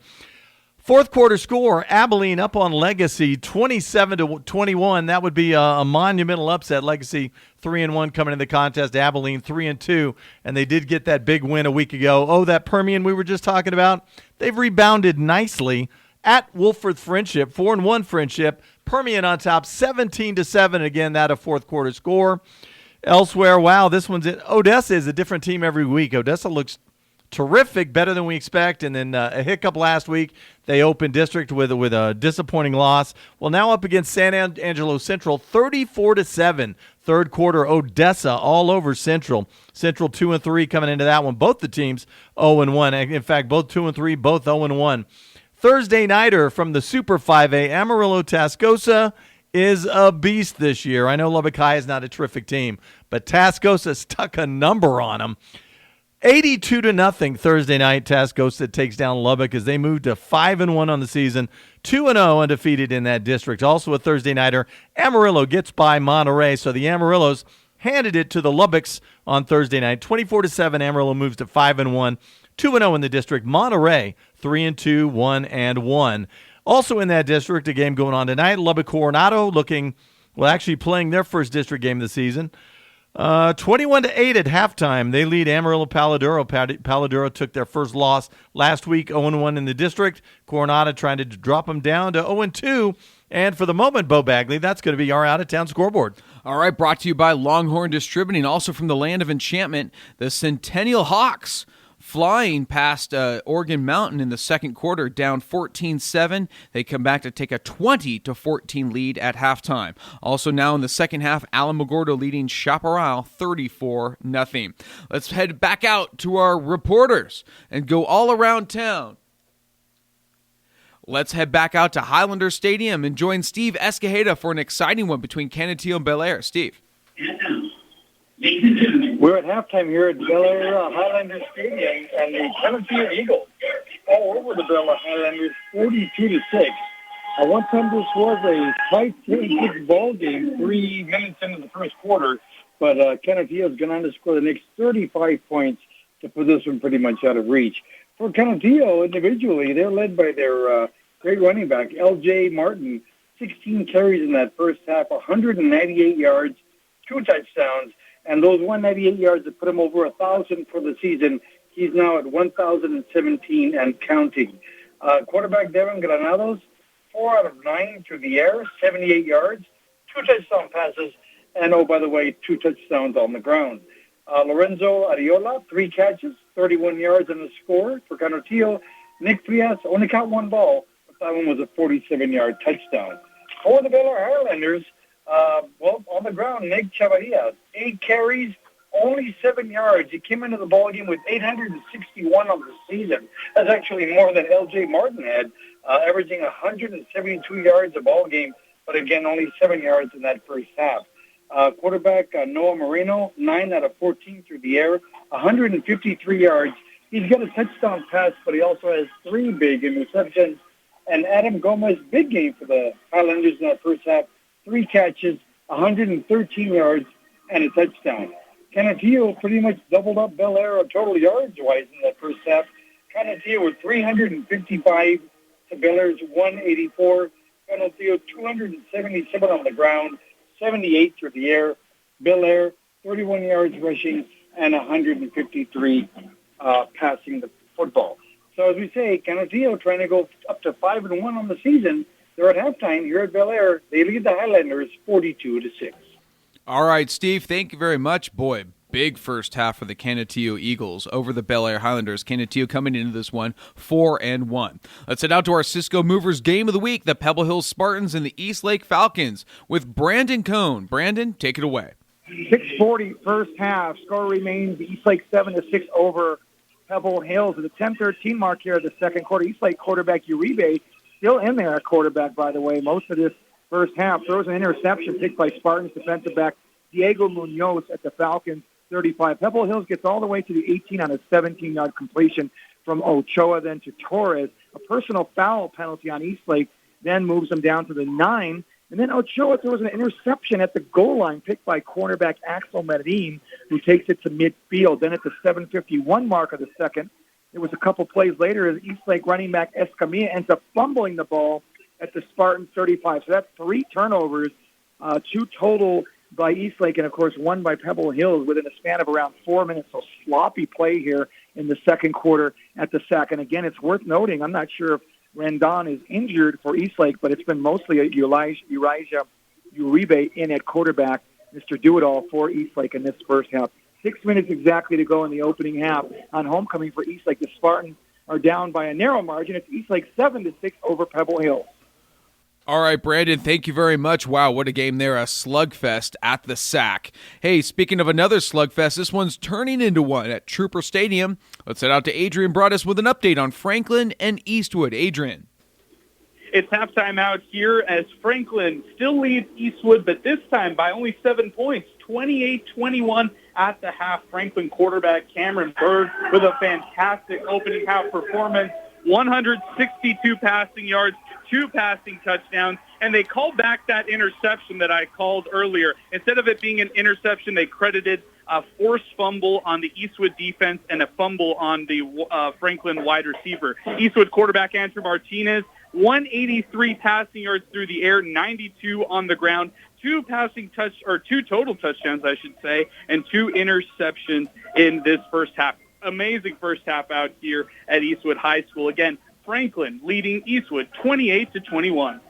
All right, Adrian, thank you very much. Boy, a game that saw Franklin up 21-0 and early in the second quarter now sees them only up by 1 score. This is going to be a very interesting second half. Hey, carrying a little momentum to halftime at your place, Eastwood Trooper Stadium, against a team that you've had, for maybe a couple of decades, you had almost no luck with. But the last 5, 6, 7 years, Eastwood and Franklin has been a pretty good matchup for the Troop. Sure has. We'll see how the second half plays out with Adrian Broadus on the call. We'll head back out to Adrian in just a little while after halftime. Let's head out to Andrus Allen Sepkowitz Stadium and join Jaime Chavez, the coach, with an update as Andrus is hosting Austin. At halftime, it was 13-7. Let's get an update from the coach. Jaime. And the third quarter is just about to start here in Northeast El Paso. It is still Andrus 13 and Austin 7. Andrus quarterback Elias Duncan, 2 touchdown passes of 80 and 53 yards to wide receiver Jeremiah Cooper. And Elias Duncan, he's 4 of 5, 145 yards passing, 2 touchdowns and 1 interception. And that interception led to Austin's only score, a 73-yard interception touchdown return for Jaden Wilson in Austin. And Wilson also doubling as a running back. He's got 14 carries, 39 yards rushing. Jeremiah Cooper for Andrus, 3 catches, 137 yards receiving. The third quarter just underway with Austin taking the kickoff. And it's in Northeast El Paso, Andrus 13, Austin 7. All right, Coach, thank you very much. That's also going to be an interesting one, Paul. Austin coming into this game 2-2 on the season. Andrus 3-1. Andrus, a lot of firepower, but not seeming to necessarily get it together consistently throughout games. Yeah, to me, I look at this as the battle between the team that never beats itself, Austin, and the team that can only lose if it beats itself, the Andrus Eagles. And 13-7, Austin's kept them close. A little bit of a surprise for me just because of the way Austin's gotten swamped the last couple of weeks. Goddard came in and handled him pretty easily. And then a week ago, Mason Stanifer in that Chapin air attack was all over him again. He threw for 300-plus yards, and that was a runaway victory. So a nice rebound for Austin here tonight, their first district game of the season. Sure is. We'll have much more from that game in just a little bit with Coach Jaime Chavez just now entering the second half. Let's get an update. Is this game inching closer to halftime at Burgess Mustang Stadium? It better be because it's homecoming out there. Let's head out to Jeremy Karanka with an update on Burgess and Bowie. Jeremy. Hey, guys, yes, we just reached halftime as you put me on. So at the half here at Mustang Stadium, it is Burgess all over Bowie, 35-7. The Bears got close within 14 at 21-7 when we last spoke with a touchdown pass from Aaron Ramirez, Daniel Parra for 38 yards, but too much Mustang offense. Adam Sierra, the senior, catches 2 touchdown passes since we last talked, a 9-yard and a 27-yard pass from Andrew Rutledge. Tavares Jones ran for a 2-point conversion on the last score to make it 35-7 to make up for a missed extra point.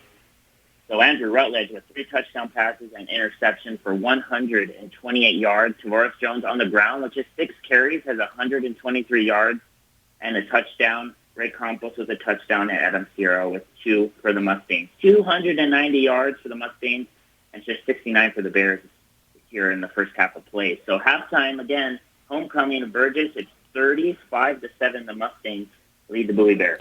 So Sierra gets involved in the game. A couple of touchdowns now, back-to-back. Remember, he's the one with the go-ahead score a week ago on the Thursday nighter against Jefferson to put them up. And that was with Tavares Jones not on the field, and then later the street kid, another roll pass to the left side, a little 6-yard touchdown reception, again with Jones' sidelined injury. So good to get other kids involved. And by the way, I hope Hanks is paying attention. This is how you handle a homecoming night. You schedule somebody you can handle, not Lubbock Cooper like they did a week ago. Yeah. You bring in winless Bowie. And, oh, by the way, since it's homecoming at Burgess, that means Bill Burkhead, the old ball coach, he always in town. Got a text from your friend and mine, Mark Miller, the former host of Football Friday Night.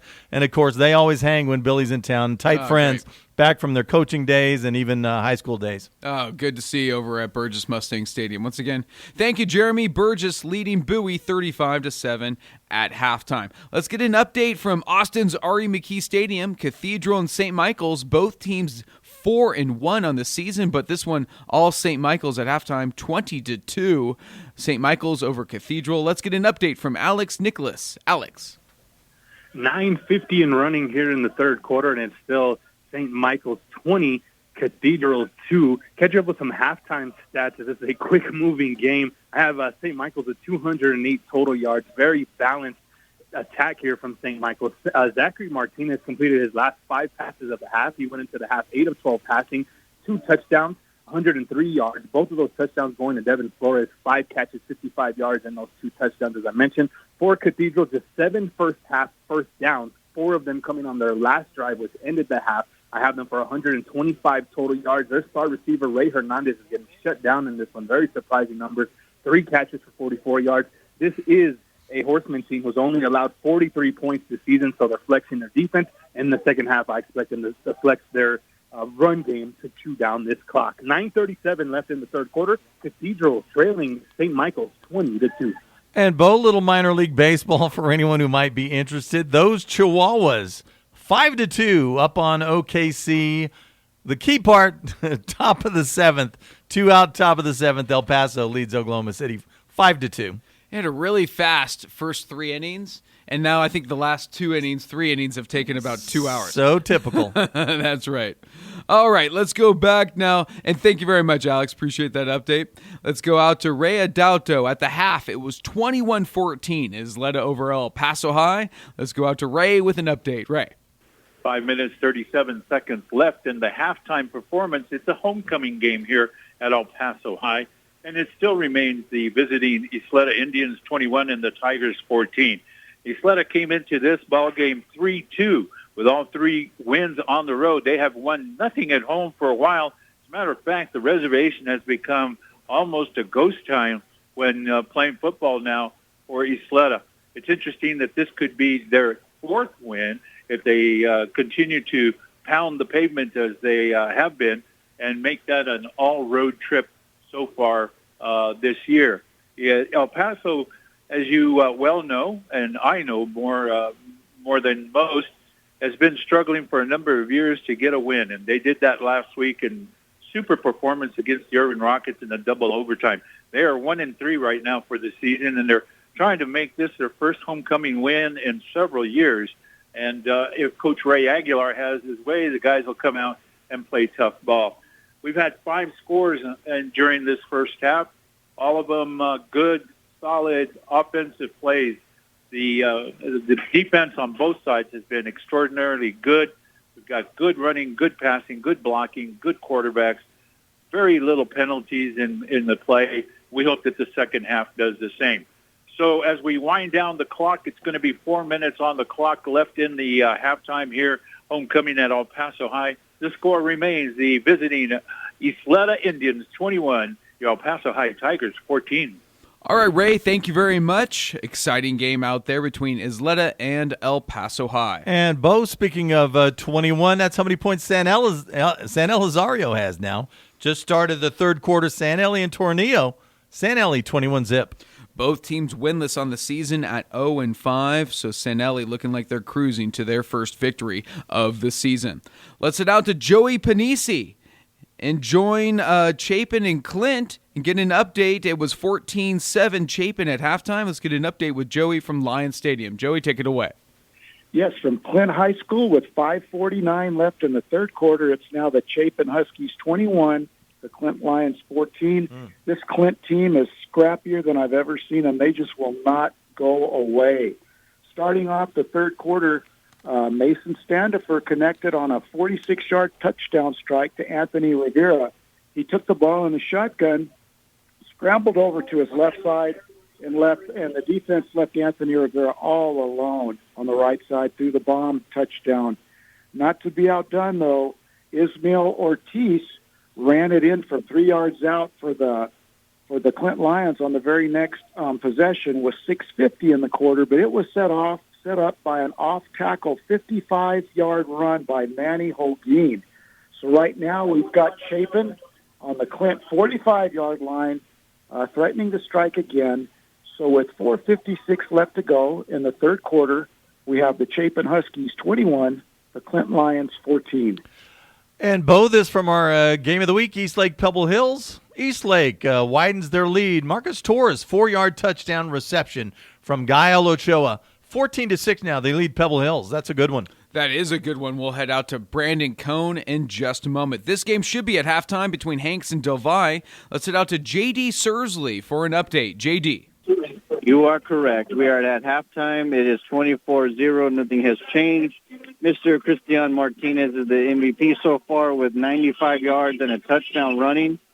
Jesse Ramos is 20 yards away from eclipsing the 1,000-yard mark, so he should be getting that in the second half. It is 24-0 Delvia over Hanks at halftime. All right, JD, thank you very much. 24-0 looks like the Delvi Conquistadors cruising to improving to 5-1 on the season. Let's head back out to our Cisco Movers game of the week. It's Pebble Hills and Eastlake. As we just heard, 14-6. Eastlake again on the board. They were down 6-0 in the first quarter in this one. They're now up 14-6. We'll get an update from Brandon Cone in just a moment. Some of the scores around town: 63-6 Riverside over Alpine at halftime. 20-14 Centennial over Oregon Mountain, coming back from being down 7-0 in that one. And it's a final in Lakeview. Fabens falls to the Lakeview Chiefs 28-8. Let's head back out to our Cisco Movers game of the week and join Brandon Cone with an update from the SAC. Brandon. 45 seconds left here in the opening half, and Pebble Hills now with a 14-7 lead over Eastlake at the 1:10 mark of the second quarter here. Pebble Hills quarterback Ochoa throws a beautiful 4-yard touchdown to his wideout Marcus Torres. Then they go for two. Ochoa completes it to running back Eric Marin, making the score 14-7 Pebble Hills over Eastlake. What a drive, 6 minutes and 52 seconds, 13-play, 64-yard drive by the Spartans. We have 40 seconds to go here in the half, and the very impressive drive gives Pebble Hills a 14-7 lead over Eastlake. All right, Brandon, thank you very much. I had that score wrong, so it's Pebble Hills 14-7 over Eastlake. We'll have a halftime report from Brandon in just a little bit. Let's head back out to Adrian Broadus. Franklin Eastwood, can't stop thinking about this one. 28-21 at halftime. Understand it's probably still halftime homecoming, but what other fun stats do you have for us, Adrian? Thanks for sending it back to me, guys. What a great first half it really was. Franklin still on top of Eastwood, 28-21 in the first half. It was Cameron Bird for the Franklin Cougars with 183 yards through the air. Really nice game by him, a pair of touchdowns as well. You're looking at their Eastwood's quarterback in Andrew Martinez. He had 183 also through the air, 92 on the ground, and a pair of touchdowns, 2 interceptions for the senior quarterback as well. So again, it's halftime out here at Eastwood High School. The Franklin Cougars on top of the Troopers, 28-21. An exciting one there at Trooper Stadium. So, Adrian, thank you very much. They're at halftime there at Eastwood, and we're going to take a little break. You're listening to Football Friday Night right here on 600 ESPN El Paso. Much more action to come. Stay tuned.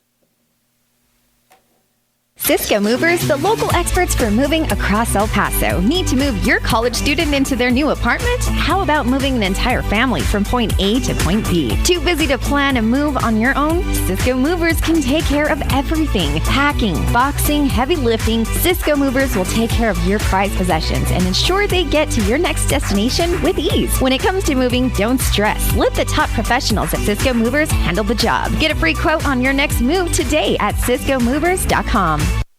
600 ESPN El Paso and 95.5 KLAQ present UTEP Football 2021. Hi, this is Adrian Broadus. With Sal Montes. This season, you'll hear a mix of UTEP football games live on KLAQ and 600 ESPN El Paso. Game 4 against the New Mexico Lobos, Saturday, September 25th. And after the game, get ready for Minor Talk. Only on 600 ESPN El Paso. Need a new restaurant to try? Experience Taco Avocat for feel-good fast food. Family packs available for the next big game. Or stop by their drive-thru and grab Taco Avocat to go. Wear your school colors and receive 10% off at Taco Avocat. Dine in at 2114 North Zaragoza or order online at tacoavocat.com. Signature hand-rolled tacos, classic dips, and make sure to get the chips on the side. Taco about the options, all at Taco Avocat. 2114 North Zaragoza or online at tacoavocat.com. Did you know that at the El Paso Association of Builders, there's more than just builders? Attorneys, car dealers, banks, credit unions, suppliers, and vendors are real Texas Builder members. Why? Because they know that you have to trust what goes into your new home. El Paso Association of Builders associate members are proud to be a member of the El Paso Association of Builders. Go to elpasobuilders.com to check out your next car, kitchen, bath, or how to buy them. Supporting Football Friday Night, associate members of the El Paso Association of Builders are just a click away. The 2021 high school football season is here. Keep an eye out for the Greater El Paso Football Showcase Top 5 players, the draft watch list, and exciting announcements for all of our events this season to include the All-Star Game, Draft, Combined Mentor Program, Quarterback Challenge Golf Tournament, and scholarship announcements. Follow us on social media and visit our website at 915showcase.com for updates. Senior players, don't forget, SAT, ACT scores need to be turned in before December 1st to be eligible for the draft.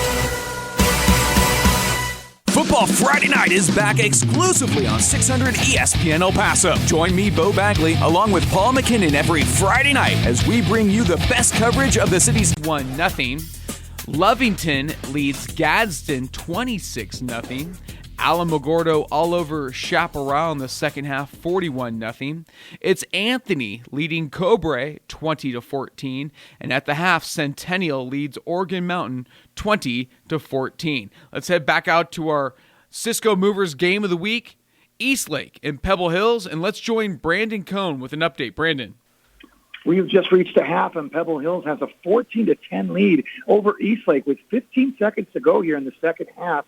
In the second quarter, was Eastlake quarterback Uribe completing a beautiful 38-yard pass to his wideout Anthony Moreno to get the Eastlake Falcons down to the 10. Then they end up getting a field goal out of it, actually at the buzzer. Weren't able to get a touchdown there, but it was a nice kick by Julian Morlucci, who boots a 23-yard field goal, making the score Pebble Hills 14-10 over Eastlake. So again, we have reached the half, and a late drive there by Eastlake, makes the score within 4. So now Pebble Hills just a 4-point lead, 14-10 over Eastlake at the half.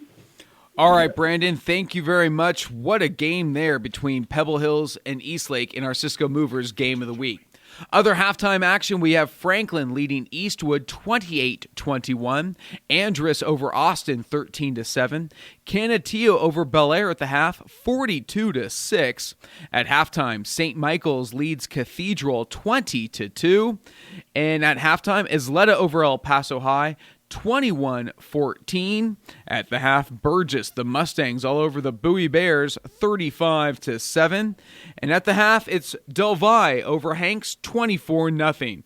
This game in the third quarter at Clint's Lions Stadium, Clint hosting Chapin. Let's get an update from Joey Panisi. Joey?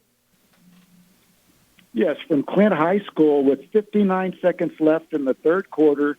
It's now the Chapin Huskies 28, the Clint Lions 14, and it's Heartbreak Hotel for Clint. They had started to gain momentum and dominate this third quarter. Tried a little razzle-dazzle play that got batted up in the air, and then sophomore Nick Purcell, 6 foot, 190-pound linebacker from Chapin, picked it off, rumbled it into the end zone, but it was called back on an illegal block. The very next play, Mason Standifer connected on a 34-yard TD strike to Anthony Rivera in the end zone. So that tops the scoring. But as I said, this Clint team is just amazing. They're just running it right down Chapin's throat. So with 55 seconds left now in the third quarter, it's Chapin 28, Clint 14.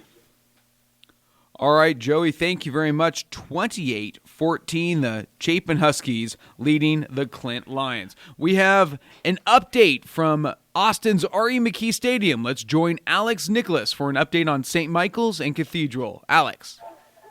4:12 left in the third quarter. St. Michael's 20, Cathedral 9. It would be Cole Heineke falling on a fumble, which would give Cathedral prime territory. They would go 34 yards in 8 plays. A 10-yard touchdown run would be cashed in by Freddie Perk. That would be at the 5:05 mark, which would be Cathedral's first offensive score of the ballgame. St. Michael's with a big first down in Cathedral territory with 4 minutes left here in the third quarter. And it's St. Michael's 20, Cathedral 9.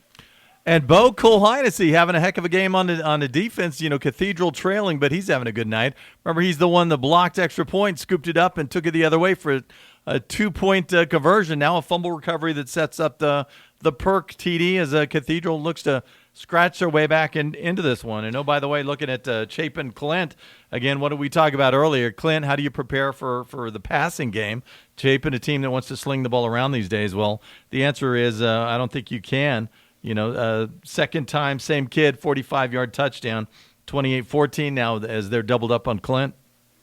Absolutely, and the Cathedral needed something to happen there, and they got it done. It got it done with a spark on defense, and that'll always happen, always kind of spark the team, it seems like, and it did in this case for the Cathedral Fighting Irish. And we have a final over at Riverfront Stadium. The Riverside Rangers improved to 5-1 with a 70-6 victory over the Alpine Bucks. It's been decades since Riverside's put 70 on anybody, but what a win for the Riverside Rangers. And just to give that thing a little scale, remember that's the same Alpine team that Jefferson went and visited week 1. Remember they trailed them for all of about 3 quarters. Jeff playing pretty good ball these days.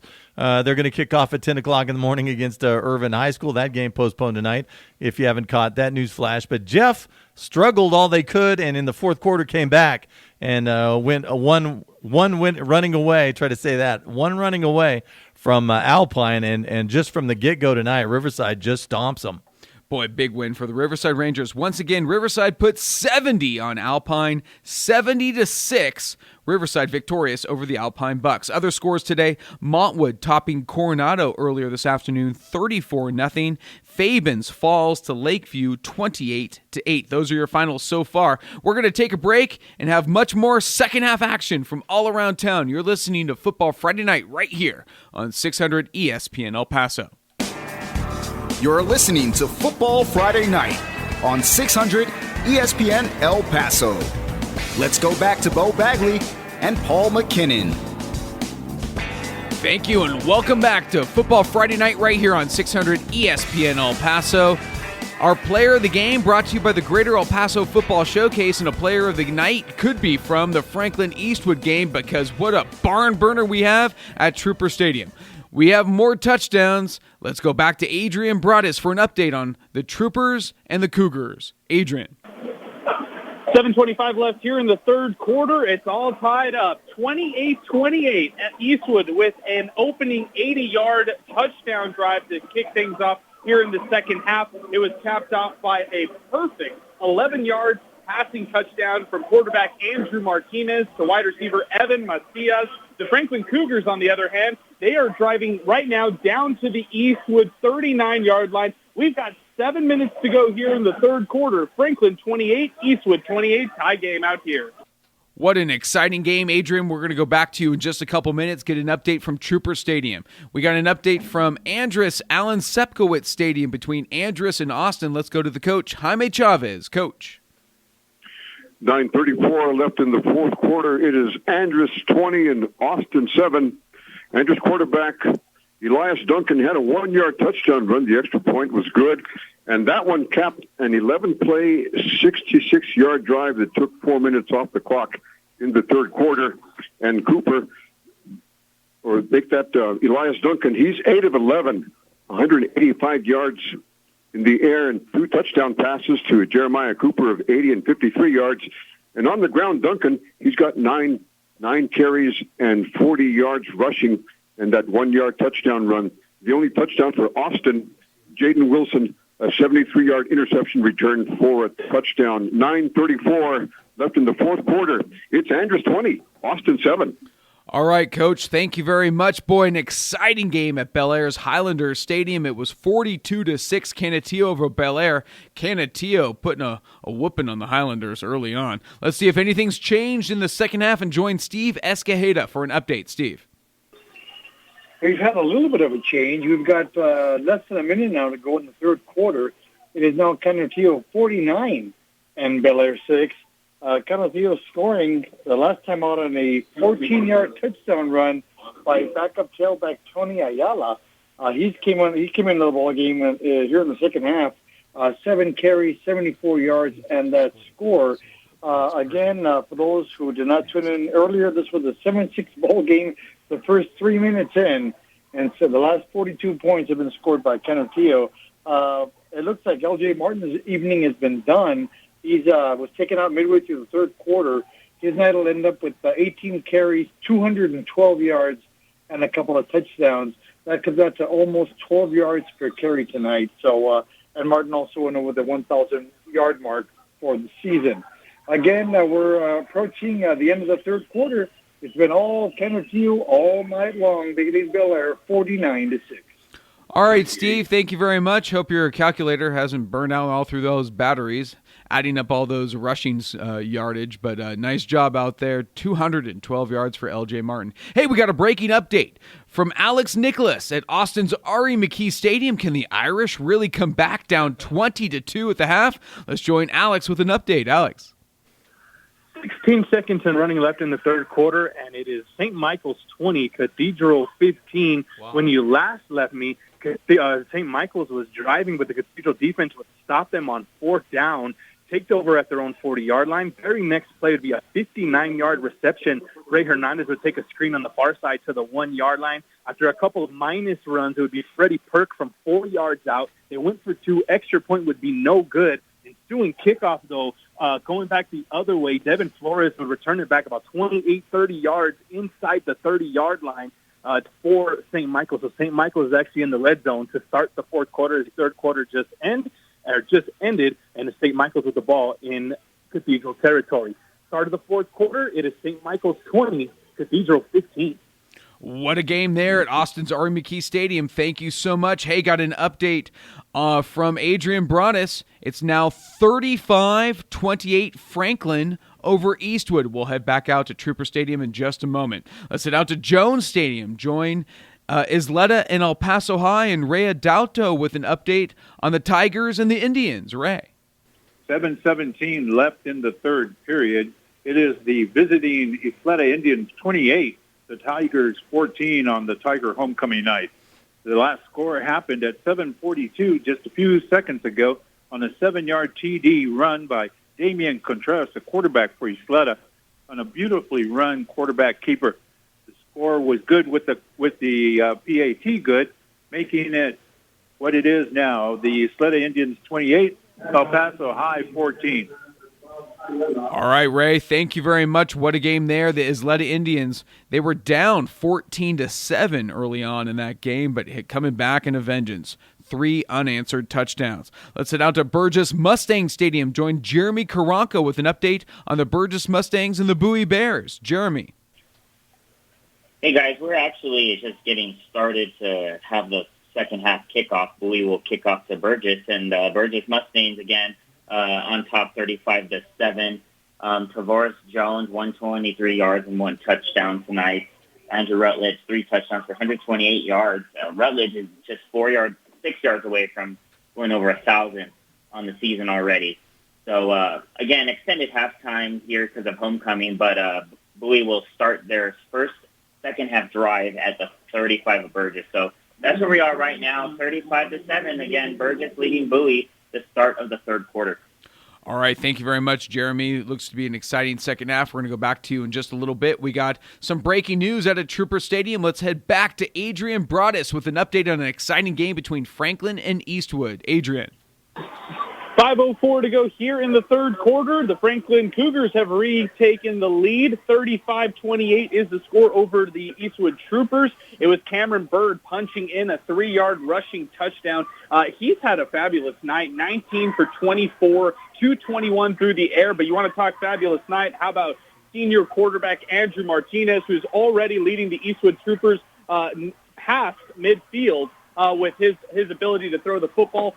17 of 29, 250 through the air. He's got 2 passing touchdowns, rushing touchdowns from 80 yards out, and he had 2 interceptions. So, again, we've got just under 5 to go here in the third quarter. Franklin 35, Eastwood 28. All right, Adrian, thank you very much. Remember, Franklin led that game 21-0 in the second quarter. Paul, just when Adrian thought it was 21-0, he's going to have an easy night and get back here for some taco avocado. Instead, he's got a barn burner. Best game of the night right now, 35-28.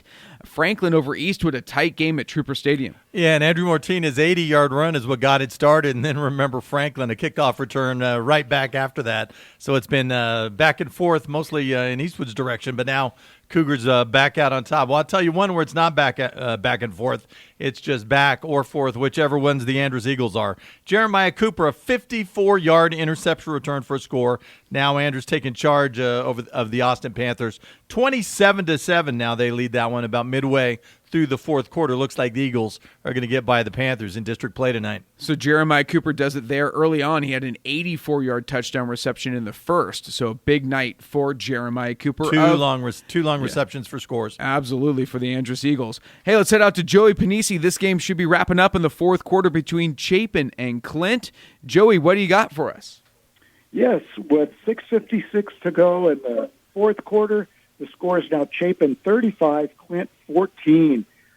Standifer's come through. Mason Standifer just connected on his 4th touchdown pass of the evening. A 25-yard strike to Anthony Rivera in the end zone. That's Rivera's 3rd touchdown catch of the night. Rivera has 4 catches and 117 yards. Standifer's up to 150 yards, 4 yards passing. And then Zach Ortega from Chapin just crossed 110 yards for rushing. There's a timeout on the field. Clint just ran a 46-yard run up the sideline. We're still waiting to see what the call is. So with 6:56 left in the fourth quarter, the score is Chapin 35, Clint 14. Okay, Joey, thank you very much. What an exciting game there for the Chapin Huskies. Boy, Mason Standifer, what a night for him. 4 touchdown passes. And I'll tell you who else is excited. The folks out at San Elizario, looks like they're going to get their first win of the season. 27-0 now. They lead Tornillo as that one heads to the fourth quarter. A big win. Lots of pride down there for the San Eli Eagles. Actually, 4:38 left in the fourth quarter. So, it's going to be tough for the Eagles to lose this one, even if they try. There you go. Hey, let's head out to Hanks and Delvi and J.D. Sursley at the half. It was 24-0. Delvi over the Hanks Knights. Let's get an update from J.D. on Conquest Stadium. J.D. 10:36, start of the third quarter. Hanks decided to do a squib kick. It ultimately failed, so Christian Martinez ran it down their throat all the way down to the goal line. So now he is over 115 yards, and then Mr. Jesse Ramos with a 10-yard touchdown pass. So he is 10 yards away from roughly breaking the 1,000-yard mark of the season. Again, 31-0 Devaya over Hanks, 10:36 left in the third quarter. All right, JD, thank you very much. Looks like that's going to be all Delvi in that game. Thank you very much, JD. An exciting night all over the town. We're going to head back out to our game of the week after this break. You're listening to Football Friday Night on 600 ESPN El Paso. You're listening to Football Friday Night on 600 ESPN El Paso. Let's go back to Bo Bagley and Paul McKinnon. Thank you very much. Welcome back to Football Friday Night. Some finals from around town. Alamogordo tops Chaparral 50-0. Pecos tops Mountain View 58-42. And we have a barn burner at Trooper Stadium. This one is all tied up once again. Let's join Adrian Broadus for an update on Franklin and Eastwood. Adrian. Guys, we've got 1:13 left here in the third quarter, a tie ball game. Franklin 35, Eastwood 35. A really nice response by the Eastwood Troopers. Quarterback Andrew Martinez struck again a 23-yard passing touchdown to Michael Caldera, who's got a pair of touchdowns already on the night. The Franklin Cougars now threatening down to the Eastwood 10-yard line. Looking like the Cougars might try to score here with 54 seconds left here in the third quarter. Franklin 35, Eastwood 35. All right, Franklin staying on the doorstep. Adrian, stay on the line right now. We're going to try to get back to you in just a moment, get an update from that game. So stay on the line, Adrian. Let's go out to Coach Jaime Chavez. We got an update. Oh, we got Steve Escajeda with an update from Highlander Stadium with Canutillo and Bel Air. Steve, take it away.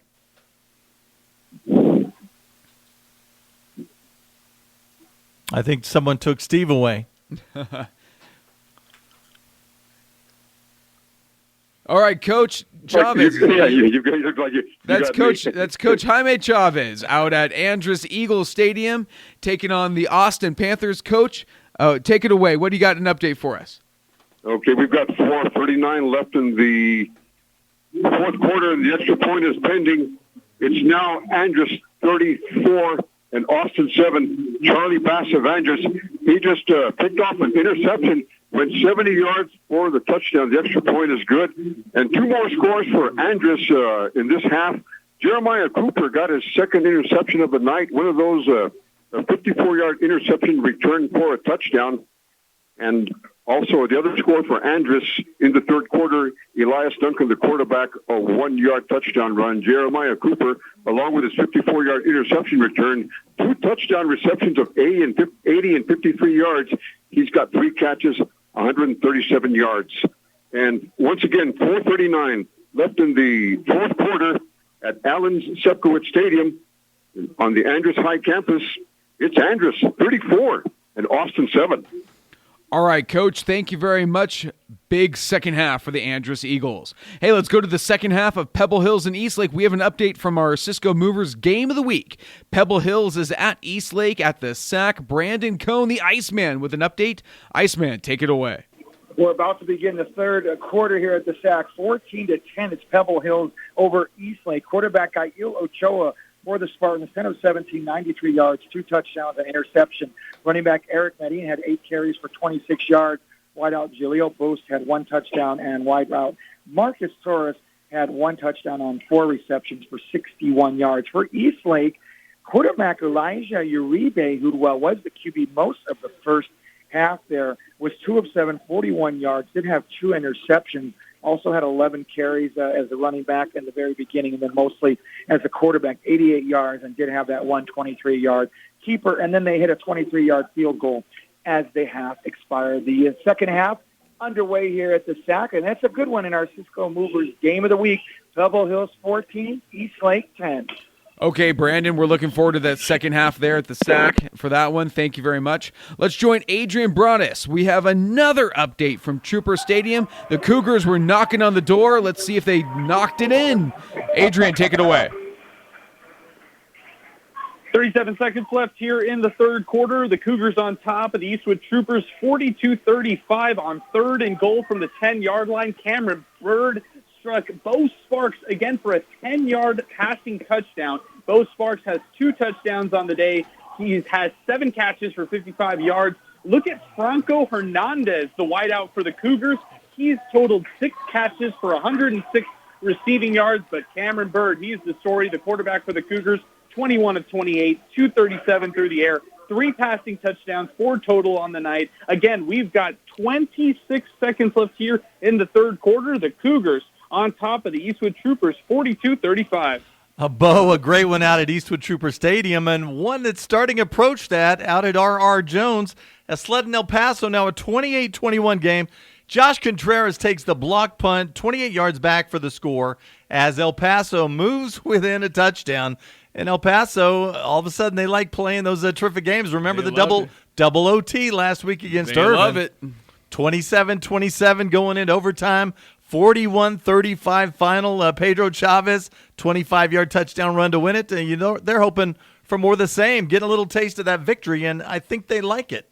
Absolutely. We'll get an update from Ray Adalto in just a little bit. An exciting game if you're a Canutillo Eagles fan, but not at home if you're a Highlanders fan for Bel Air hosting Canutillo. At last check, it was 49-6 in the third. Let's head back out to Steve Escajeda with an update. Steve. We've got 5:38 to go in the ball game. We've had a little bit of a score change. It is now Canutillo 52, Bel Air 13. The Highlanders scoring, finally, Noah Moreno, the quarterback, running it in from 5 yards out to make it 49-13. And then just a little while ago, Jose Rangel, the kicker for Canutillo, just nailed a 35-yard field goal. And you know what? Let's give him a little bit of little props tonight. At an age where extra points are not automatic anymore, he's 7 for 7 on extra points tonight, and also adding that 35-yard field goal. So he's been perfect on the night. 5:23 to go in the ball game. Mercifully for the Bel Air Highlander fans, it's Canutillo 52, Bel Air 13. All right, Steve, thank you very much. Once again, exciting game. Looks like the Canutillo Eagles will improve to 5-1, leading this one by a huge amount in the fourth quarter. Hey, a tight game out at Austin's R.E. McKee Stadium. Did it stay a tight game between St. Michael's and Cathedral? Let's join Alex Nicholas with an update. Alex. 4:48 left in the ball game. It's St. Michael's 27, Cathedral 15. The last scoring drive for St. Michael's was a 10-play, 30-yard drive. Yes, 10 plays, 30 yards, where they converted 2 fourth downs. One was a one-handed, beautiful catch on a fourth down play by Devin Flores for St. Michael's. A couple plays later, it would be the second touchdown of the evening for Damon Lujan. He has 102 yards rushing in the ballgame with 2 touchdowns. 4:48 left here in the ballgame. It's St. Michael's 27, Cathedral 15. All right, Alex, thank you very much. The Cathedral Fighting Irish, Paul, down 20-2 in that one. Again, remember, both teams 4-1 on the season, battling their way back to improve to 5 points, down 20-15 late in the third quarter, but this one seeming to get away from them, the Fighting Irish. Yeah, but still, we're talking about a Cathedral team, 4-1 coming in. This is Curtis Crane's best team. He's in his third season. Remember, they only played a game a year ago, and this is probably the best Cathedral team since Christian Lightburn and I think it was Jonathan Frazier and those guys won their first of 2 state titles in whatever district it was that they were in, that they were able to find somebody that they were better than in the state. Hey, we got a breaking update at Trooper Stadium. Can you believe it? You can't wait to hear this one. Let's go to Adrian Broadus with an update on Franklin Eastwood. Adrian. Last time I talked to you guys, there were 48 seconds left in the third quarter. Now there's 10 seconds left in the third quarter. The Cougars are on top of the Eastwood Troopers, 42-41, and it was Eastwood quarterback Andrew Martinez. Another touchdown by him, this time a 15-yard rushing score. Had a really nice rushing play coming out of that kickoff. And with the Eastwood Troopers and quarterback Andrew Martinez, over 300 yards through the air, 150 yards on the ground. Tonight he's got 2 touchdowns, rushing touchdowns, and he's got 3 passing touchdowns as well. What a game it is out here. Extra point was blocked for the Eastwood Troopers, but we've got 10 seconds left here in the third quarter. The Cougars on top of the Troopers, 42-41. And we talk about how terrific Cameron Bird is playing for Franklin coming into this one. And he may not even be the best quarterback in this game. Andrew Martinez, he's having it. He's a quarterback that has the potential to put up 500 yards a game if he really wants. Boy, what a game there. And we were just talking about the Franklin defense. Stephen Powers back for that linebacking core for Franklin. Maybe an added boost on defense, but Eastwood having their way. Remember, this game 28-21 at half. Look at this, 42-41 at the end of the third quarter. Amazing. Hey, let's head back out to Ray Adauto, Jones Stadium. He has an update on Isleta and El Paso High. Ray, take it away. 19 seconds left in the third period. The score is now the visiting Isleta Indians 28, El Paso High 21. Let me tell you how El Paso High got that last TD. It was a block punt and a run back for 22 yards. The aggressor was Joshua Contreras from El Paso High, scoring that big touchdown. The big man came across. PAT was good. That was with 3 minutes, 28 seconds left in the third period. Right now, with the El Paso High Tigers are at third down and long with just a little bit under 18 seconds left in this third quarter. The quarterback just threw it, and it's going to go to the 40-yard line where El Paso High picks up a first down.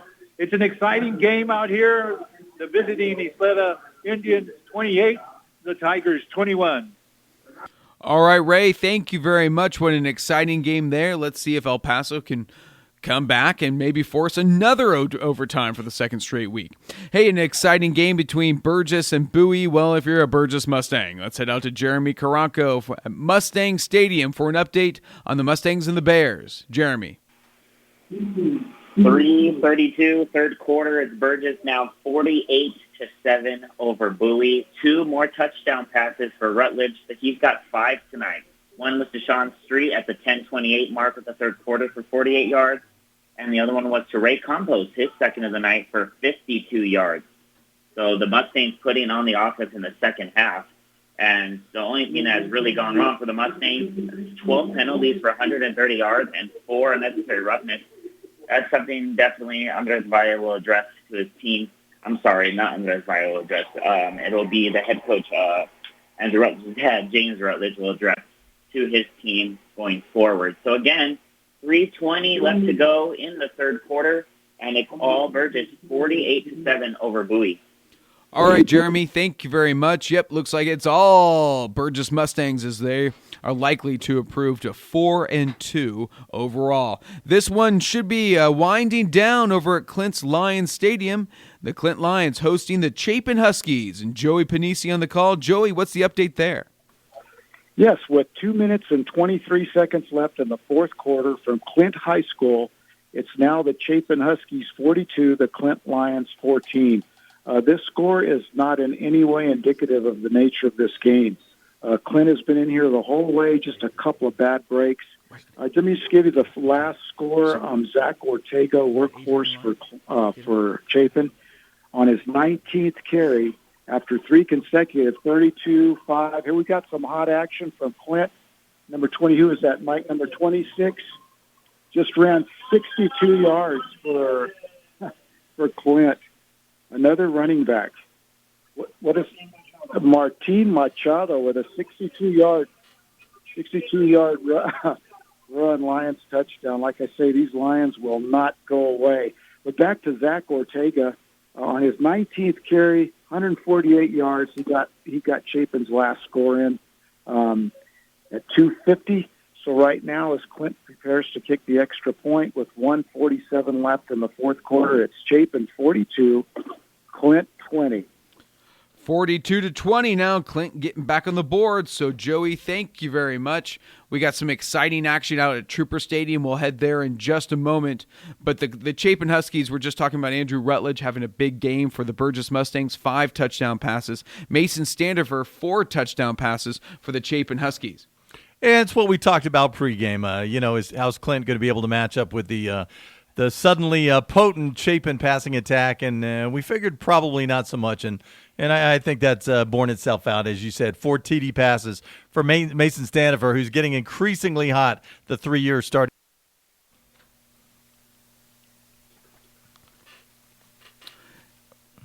And so we got J.D. Sursley. We got Adrian on the line. Let's go. More to action Trooper out Stadium. at Eastern Trooper Stadium. Exciting game at Trooper Stadium. Let's go to Adrian. 9:33 left here in the fourth quarter. The Franklin Cougars strike again. It's Miles McWhorter who punches in from 4 yards out. Extra point is up, and it is blocked. It is no good. We've got 9:33 left here in the fourth quarter. The Cougars on top of the Troopers, 48-41. Extra point again was blocked. No good. So what's good for the Troopers, I guess, is good for the Cougars. McWhorter punches it in, extra point blocked, just like Eastwood's extra point got blocked. So I guess you can't say for Eastwood, well, I bet that extra point comes back to haunt them. Yeah, because they just blocked. That's how you do it. If you get yours blocked, go block theirs. Amazing. Wow, 48-41. Wow. What a game. Franklin, this is amazing. We're going to go back. Adrian, I hope you plugged in your phone, and please have that charger ready. What an exciting game there. Hey, let's head out to J.D. Sursley at Conquest Stadium for an update on Del Valle and Hanks. J.D., take it away. 3 minutes and 20 seconds left in the third quarter. Del Valle 45 to Hanks 0. Jesse Ramos definitely just surpassed the 1,000 mark of the season with 135 yards total so far in his passing. And Kristen Martinez is at 170 on the ground, of course, pair of touchdowns. There's a chance out here for the Hanks. It is 45-0 Del Valle with 2:50 left in the third quarter. All right, JD, thank you very much. And I think during JD's report, did somebody else score from Trooper Stadium? I'm thinking Franklin and Eastwood. What a game. It seems, I want to say, 1, 2, 3, 4, 5 touchdowns in the last 5 minutes of that game between Franklin and Eastwood. So, wow, what a game. Hey, let's head out to our Cisco Movers game of the week, Pebble Hills and Eastlake, and catch up with the Iceman, Brandon Cohn, for an update. Brandon. Not a bad game here either, gentlemen. Pebble Hills 14, Eastlake 13, 6:17 to go here, third quarter, as Eastlake gets the opening possession to start this half. And actually, they get all the way to the Pebble Hills 17-yard line, end up going for it on a 4th and 2, and Uribe keeps it for 3 yards to convert. Then at the 6:17 mark, the Falcons aren't able to convert. Again, they decide to boot the field goal, and it's Merlucci kicking a 37-yard field goal right through the uprights. That's his second field goal of the game, making the score Pebble Hills 14, Eastlake 13. We have a classic battle in our game of the week here at the SAC with 6:11 to go here in the third quarter. Pebble Hills 14, Eastlake 13. All right, Brandon, thank you very much. Pebble Hills strike first in that game in the first quarter to go up 6-0. Eastlake comes back 7-6. Pebble Hills gets another one. It's just back and forth. That should be a fun one also in our Cisco Movers game of the week. And between this game and the Eastwood-Franklin game, you flash back to Eastwood-Pebble last week, a game that went down to the wire. Pebble Hills winds up winning that one at the buzzer, late 2-point conversion. And Eastwood winds up losing it, so here we are again. Eastwood in another shootout with Franklin, coming off a game that they lost at the tag end. And you have Pebble Hills holding on to a 1-point lead against the team we're calling the best in the city, with an asterisk, I guess, because I'm not sure there is a best this year. But they're holding on to a 1-point lead and, again, going down to the wire in another game coming off a week where they just won one of these. So we'll see if there's any correlation. I doubt there is. We're coming down to the wire on Football Friday night. We'll have recaps and talks about all these late fourth quarter surges from all the games. You're listening to Football Friday night right here on 600 ESPN El Paso. Welcome back to Football Friday night right here on 600 ESPN El Paso. Welcome back to the Wild Wild West. Woo! Some shootouts all over town. No An doubt. Exciting one at Trooper Stadium. As a matter of fact, let's go to Adrian Broadus right now for another update on the Franklin Eastwood game. Adrian.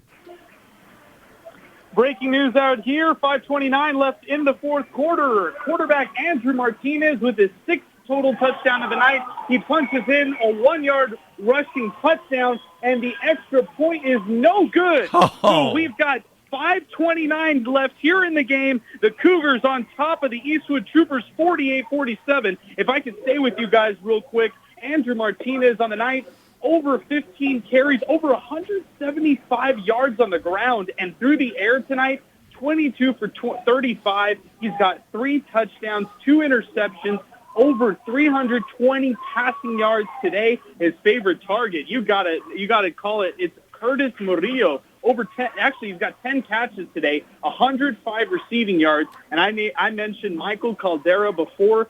3 catches, 67 receiving yards, and a pair of touchdowns. A great game out here at Troopers Stadium. 5:29 left here as the Cougars lead the Troopers 48-47. And Bo, another wild one out at R.R. Jones Stadium. Gabe Adiola, 48-yard touchdown reception. That tied things at 28, and about 5 minutes later, the quarterback Jerry Kitas, a 1-yard touchdown run. El Paso High jumps out on top of Isleta. This is just like last week, boss. 35-28, 9:29 left in that one. Ray Adalto is going to have one of those fantastic finishes. Wow, amazing out there by the El Paso High Tigers, down 7-0 early in that one. And by the way, the Hanks Knights finally on the board. Dalius Coleman, the basketball player turned footballer, 9-yard touchdown reception. So they're not going to get shut out tonight. 45-7, Delvi over Hanks. Yeah, that one, old Delvi in that one. We have a final from Andrus Allen Sepkowitz Stadium. We'll head out there in just a moment. First, let's head out to our Cisco Movers Game of the Week and tune in with Brandon Cohn on Pebble Hills Eastlake. Brandon. 2:52 left here in this third quarter, and Pebble Hills still with a narrow 14-13 lead over Eastlake. The Eastlake Falcons got a little closer here as their kicker, Malucci, booted a 37-yard field goal on their last possession. Worth noting now, Pebble Hills driving. They get down right now to the Eastlake 45. The drive has stalled. It's a 4th and 14, and they're more than likely they're going to go ahead and kick this one. I was thinking they may be a little, let's see, are they going to kick it? No. Yeah, oh, no, wait, no. It looked like it was going to be a big punt, but they decided not to. And, yes, they did boot it away all the way down to the 5-yard line. 2:44 remaining in the third quarter, and Pebble Hills 14, Eastlake 13. Okay, what a game there in our Cisco Movers Game of the Week. Wow, 14-13 Pebble Hills over Eastlake late in the third quarter. We have a final at Andrus Allen Sepkowitz Stadium. Jaime Chavez with a wrap-up of Andrus and Austin. Seemed to be all Andrus in this game, really pulled away in the second half. Jaime, what do you have for us? Yes, it's a final. It's Andrus 34 and Austin 14. Andrus quarterback Elias Duncan, 2 touchdown passes of 80 and 53 yards to Jeremiah Cooper. He also had a 1-yard touchdown run. And Duncan was 8 of 11 for 185 yards passing, and the 2 touchdowns and the 1 interception. Jeremiah Cooper, 3 catches, 137 yards, and he also had a 54-yard interception return for a touchdown. Charlie Bass, his teammate, added a 70-yard interception return for a touchdown in the fourth quarter. The scoring for Austin, Jaden Wilson, a 73-yard interception return for a touchdown. Sergio Rodriguez had a 4-yard touchdown run for the Panthers. Wilson had 22 carries, 72 yards rushing. Andrus, 4-1 overall, 2-0 in district. That's District 258, Division 2. They'll host Bel Air next week. Austin falls to 2-3, 0-1 in district, and they're hosting the Burgess Mustangs next Friday. The final once again in Northeast El Paso. Andrus, 34, Austin, 14. All right, Coach, thank you very much. It was like the Jeremiah Cooper show, Paul. A huge first quarter, huge fourth quarter, some really big plays, really putting the Andrus Eagles over the top. Yeah, I hear people say, okay, Malachi Doe goes down. Oh, that's a bad thing for Andrus. Well, is it? No offense to Malachi, terrific talent, but less Doe may mean more Cooper, and we definitely had more Cooper tonight on both sides of the ball. All right, we got some breaking update from Trooper Stadium between the Franklin Cougars and the Eastwood Troopers. I mean, what else would you expect tonight? Let's go back to Adrian Broadus, who's putting in plenty of work tonight. Adrian, what do you got for us? You say I'm putting in work. How about quarterback Cameron Bird, who just punched in another touchdown? 4:58 to go in this one. Cougars on top of the Troopers, 55-47. Again, it was Cameron Bird keeps it for a 23-yard rushing touchdown. Keep the touchdowns coming out here. Extra point is good, just so you guys know. Cameron Bird, 3 touchdowns through the air, two on the ground. He's got 91 rushing yards, 279 through the air, and again, 3 passing touchdowns. We've got 4:58 to go in this one. The Cougars on top of the Troopers, 55-47. Wow, what a game there between the Cougars and the Troopers.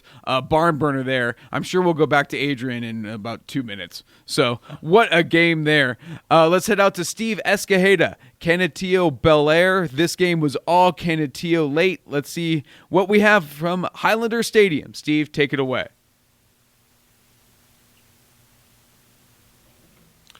Last time this happened, Jaime Chavez was on the line. Jaime, you still there? He did the wrap-up. Jaime Chavez in had the Andrus Eagles 34-14 over the Austin Panthers. Well, no, Steve just gets us a little closer to Ray Adalto, who's got a good one going out there. Remember El Paso High, 35-7 now. They've scored the last 35-27. They've scored the last 14 points to take the lead over Isleta out at R.R. Jones. Okay, let's head out to Alex and Alex Nicholas at R.E. McKee Stadium in Austin. Alex, what do you got for us? Final out here at R.E. McKee Stadium. It is St. Michael's, a 27-15 winner over the Cathedral Fighting Irish. There were 3 players that just were unstoppable this evening for the St. Michael's Horsemen. Zachary Martinez, their quarterback, 15 of 23 passing, 165 yards and 2 scores. His favorite target, Devin Flores, 9 catches, 92 yards and 2 touchdowns. Damon Lujan ran the ball 17 times, 108 yards and 2 scores. 318 total yards for the Horsemen. Cathedral just unable to get anything going consistently on offense, just 247 total yards on the evening. So a final here from Central El Paso, the St. Michael's Horsemen from Santa Fe, New Mexico, 27, and the Cathedral Fighting Irish, 15. By Alex Nicholas tonight. Remember, he thought he was going to be at Jefferson Irvin, but late fisticuffs in a JV game a night ago might have had something to do with a postponement. Irvin Jeff going to kick off tomorrow morning at 10 o'clock from Irvin Memorial Stadium. Absolutely. That should be a fun one down at Tony Shaw Field, Irvin Memorial Stadium. The Irvin Rockets, 2-3, 0-1 in district, while Jefferson 3-2, 1-0 also 0-1 district. Both teams looking for their first win in district. We're going to head back out to Ray Adalto, some an exciting action at R.R. Jones Stadium between Isleta and El Paso High. We'll get to Ray in just a moment. At last check from Adrian Broadus, there hasn't been a touchdown at Trooper Stadium in the last minute. But there's about to be. So there's always one more. The town that dreaded defense. Absolutely. Some exciting games all over town. Franklin inside the 20-yard line, so just to keep you up to... All right, Franklin driving. Remember, Franklin leading Eastwood late in this game, 55-47. You would think a touchdown by the Franklin Cougars would put them away, but you never know in a game like this. Ray Adalto's game just as good. El Paso Isleta, 35-28. Midway through the fourth quarter now. That's a good one. All right, let's head out to Ray Adalto at Jones Stadium with an update. Ray. 5:54 left in this burner, I'm telling you. It is the El Paso High Tigers 35, Isleta visitors 28. Let me tell you how things happened. It was really a 1-yard quarterback keeper from Jerry Chidas, and it was at 9:29 left in the ballgame 4 minutes ago. The Isleta Indians traveled all the way down to the 22-yard line where they went with a 4th and 6 and tried to get it into the end zone. They failed, and the El Paso High Tigers have taken over the ball. 1st and 10 for the Tigers on the field right now, 5:50 and counting on the clock. This could be an exciting finish for the El Paso High Tigers as they're looking to improve to 2-3, but more importantly to win their homecoming game. We still got a lot of time left, but here at R.R. Jones Stadium, once again, 5:48 left in this ball game. It's the El Paso High Tigers with the ball, 35.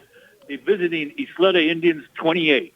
That's what momentum looks like, Bo Bagley. Talking about Ray Aguilar, second-year head coach out there, a guy who's trying to turn the program around.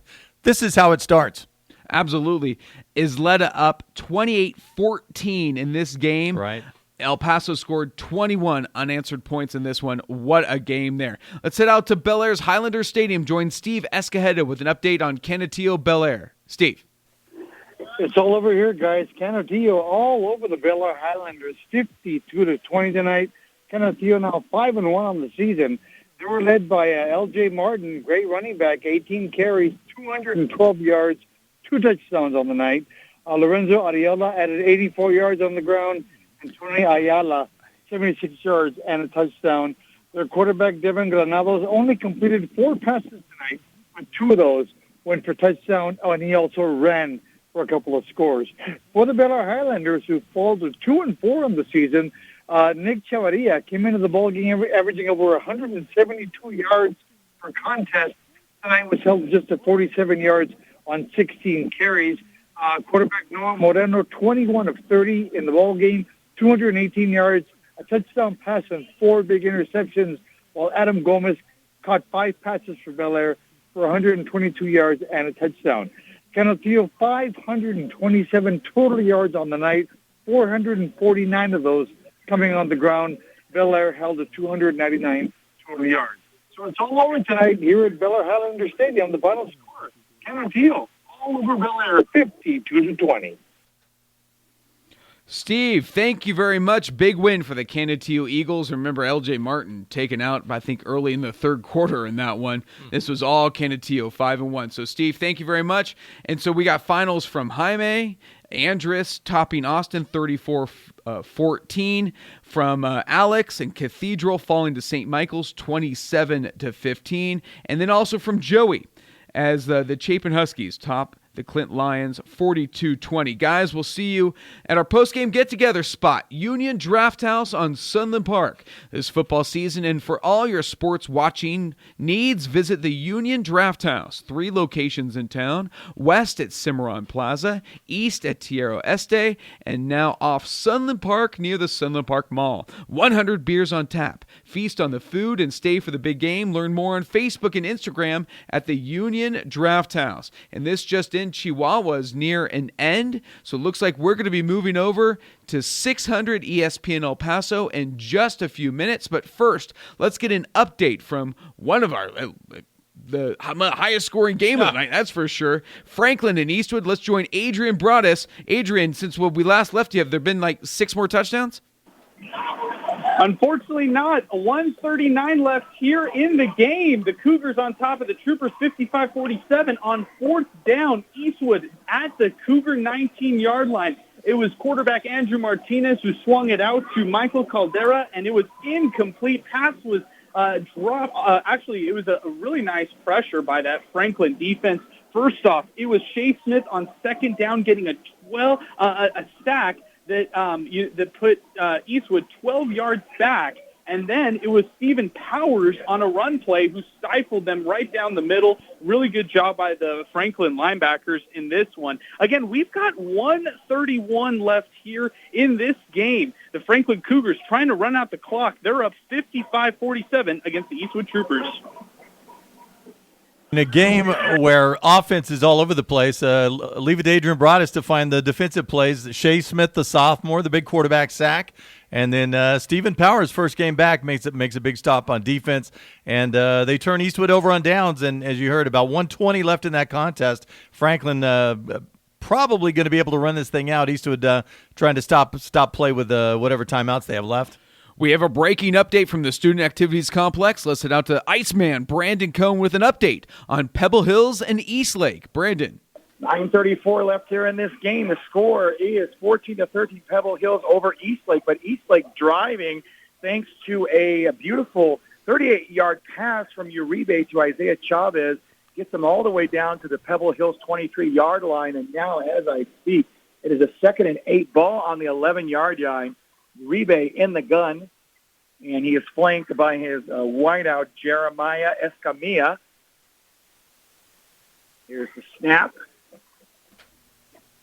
And Uribe direct snap, takes it to about the 8-yard line, so that'll bring up a huge 3rd down here. Gained about 3 on that. Again, Uribe, what a night for him. This kid's having a night and a half as he's taken over at quarterback right now. As last we checked, 26 carries, 185 yards for the running back. And, of course, quarterback and wide receiver, Uribe. Here we go. We now have it down to a 3rd and 6 ball on the 9-yard line. Uribe still in the gun. Down to 8:26 left in this game. Takes a snap and throws it to the right-hand side of the field. And it's completed, and the receiver reaches for the goal line. Looks like he's down to the 1-yard line. And they are going to call. No, they are. Let's see. Are they going to call one official spotted down to the 1-yard line? What a beautiful play by Uribe and finding Anthony Moreno down now here to the 1-yard line. Uribe, and it's a bad snap. It goes behind him. He's down to back to the 10-yard line. Looks it, throws it to the far left-hand corner of the end zone, and that's incomplete to Anthony Moreno. And that's a big bobbled snap at a 1st and goal here. The ball was down to the 1-yard line. That was just a horrible snap there to Uribe. He had Yeah, no but chance of getting that back. Brandon, what a great job Uribe did that time. And not a seasoned quarterback guy who's a running back. Bad snap, he's 10 yards behind the line of scrimmage, but by throwing that incomplete pass, takes the ball all the way back to the 1 yard line. So what? Incomplete pass. Still second and goal from the 1. Exactly. Second and goal, Uribe, who's been playing for Sebastian Randon mostly the whole game at quarterback. And Uribe, of course, is running back Escamilla right behind him in the I formation. Uribe taking the snap. He's going to keep it and gets in there for the touchdown. Uribe scores with 7:54 left in this game. And Eastlake is going to take a 19-14 lead. How about Elijah Uribe? What a game for the kid, Mr. Doodall. We'll see what happens with this PAT attempt as Eastlake here on homecoming evening trying to go 5-0 in what's been an epic battle here at the SAC this evening. So another touchdown for Elijah Uribe. This kid coming in, 4 touchdown passes this year, and there's going to be a timeout. So we'll send it back to you, gentlemen. Again, we have 7:54 left in this contest. Eastlake taking a 19-14 lead on a 1-yard keeper by quarterback Elijah Uribe. And, Bo, I think Pebbles got him right where they want him. Absolutely. This is where Eastwood was about a week ago. You had about 4 or 5 on the clock, and you're down a score. Guile Ochoa, the sophomore, time to move him down the field, buddy. Yeah, Eastlake, watch out. Pebble Hills, they like to go for 2. Hey, let's head back out to Adrian Broadus, get an update on Franklin and Eastwood before we head over with the big boys on 600 ESPN El Paso. We're going to finish up the live stream with Adrian Broadus and Franklin and Eastwood. Adrian. Cougars in victory formation right now. This one about to be in the books. The Cougars with a 55-47 victory against the Eastwood Troopers. Running down some stats for you guys. Quarterback Cameron Bird with 275-plus through the air. 5 total touchdowns in this game. Franklin wide receiver Bo Sparks, 2 touchdowns in this one. Really nice performance. The running back, Miles McWhorter, tonight, 25 carries, 125 on the ground, 2 rushing touchdowns for the Franklin Cougars. On the other side, the Eastwood Troopers were led by their quarterback, Andrew Martinez, 327 through the air, 200 rushing yards today, 6 total touchdowns, and 2 interceptions. What a game it was on both sides. Wide receiver Curtis Murillo led the way for the Troopers, 11 receiving catches, actually, 104 receiving yards today. What a performance he had. But it's all over here at Trooper Stadium. The Franklin Cougars will next take on the Eastlake Falcons, while the Eastwood Troopers will square off against Montwood next week. That is the final. Cougars defeat the Troopers 55-47. Adrian, thank you so much. We're going to do a quick recap as we finish up the live stream here. We are headed over to 600 ESPN El Paso. Please tune in for a wrap-up. We got a barn burner at Jones Stadium. Also, our Cisco Movers game of the week at the SAC between Pebble Hills and Eastlake. Please join Paul McKinnon, Angel Munoz, myself, Bo Bagley, at Football Friday Night over at 600 ESPN El Paso as we wrap up Football Friday Night, Week 6. 47 Franklin over Eastwood. What a barn burner that was. Yeah, crazy game, and about what we expected. Who knows what's going to win these? Who's going to win these 6A games from night to night? It looked like Franklin early. It looked like Eastwood late, and Franklin able to hold on defensively. Made a couple of plays to get that one. We'll have another wrap-up from Adrian Broadus in just a moment, but some exciting action at Jones Stadium, some exciting action at the SAC, games everywhere all night tonight. Yeah, inside of 2 minutes out at R.R. Jones. That game was tied at 35. That's what it was last week for double overtime for El Paso. But Tigers just kicked a field goal, 38-35. They lead that one. 1:47 left in that one. We're going to get out to Uncle Ray Adauto shortly. All right, let's head out to our Cisco Movers game of the week between Pebble Hills and Eastlake and join the Iceman, Brandon Cohn, with an update. Brandon.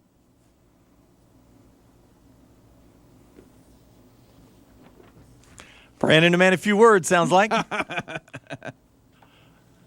That game just went 2014 last we checked on that one. Eastlake took, I believe, it was their first lead of the night, first lead in the second half, that's for sure. We'll get out to Brandon in just a moment. Eli Uribe, a 1-yard touchdown run to give Eastlake the lead. Yeah. So that'll be an exciting game here. Let's do a quick rundown of all the games as we get in Brandon Cone lined up here. 55-47, Franklin over Eastwood. Franklin improving to 3-2, but more importantly for the Franklin Cougars, 2-0 in District 1-6A. The Eastwood Troopers falling to 2-3 overall and surprisingly 0-2 in district. The reigning district champs of 1-6A. Wow. Andress tops Austin 34-14. Canutillo all over Bel Air tonight at Highlander Stadium 52-26. St. Michael's, the Horsemen of Santa Fe, they top the Cathedral Fighting Irish 27-15. That's a battle of 4-1 teams. Cathedral falls to 4-2. At last check, Burgess was all over Bowie in the third quarter, 48-7. El Paso and Isleta, as we just heard. A final from Clint's Lions Stadium. Chapin tops Clint 42-20. Chapin improving to 4-2 overall. Quarterback Mason Standifer, 4 touchdown passes in that one, while the Clint Lions fall to 2-4. At last check, Del Valle was all over Hanks. We'll have a wrap-up from J.D. Sursley here in a little bit. Earlier today, Riverside all over the Alpine Bucks. They put 70 on Alpine. Riverside won it 70-6. Lakeview tops Fabens 28-8. Centennial all over Oregon Mountain. This is a final 52-14. Alamogordo a final over Chaparral Big, shutting out the Chaparral Lobos 50-0. And an update, do you have Anthony Cobre? Don't have Anthony Cobre yet. What's that? 32-14 is the last score we had, late fourth quarter. Anthony on top of Cobre, of course. So Anthony looking to improve to 3-3 overall, improving with a win if they could hold on there. A final from Mountain View. Pecos tops Mountain View 58-42. And Montwood earlier at the SAC defeating Coronado 34-0. And I don't know if you hit it, San Eli got their first win. Battle of 0-5 teams, 27-zip. They take out Tornillo. 27-0 a final there. San Eli finally getting their first win of the season. So nice win there for the San Eli Eagles. Lots of pride there down in San Eli. Last night we have some games for you. Americus topping Socorro 26-0. El Dorado topping Parkland 50-46. And Las Cruces tops Carlsbad, the Caveman, 42-13. And a homecoming game just done out at Burgess Mustang Stadium. Burgess all over Bowie. 55-7. Bowie falls to 0-6 on the season. Burgess reigning tri-champs last year, duo champs. A year before that, they moved to 2-0 in the district. And, of course, Bowie 0-2. 55-7 that final.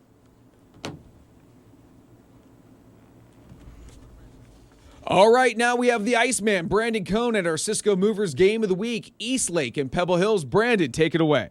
5:13 left in this game. Eastlake has taken a 26-14 lead over Pebble Hills. Of course, at the 7:54 mark, Eastlake quarterback Uribe ends up scoring on the 1-yard keeper. The 2-point conversion was no good on the 16-play drive to make the score 19-14, Eastlake over Pebble Hills. Then get this, Eastlake, talk about King Kong-side stones. They decide to kick an onside kick, and they end up being recovered by Hinojos for Eastlake.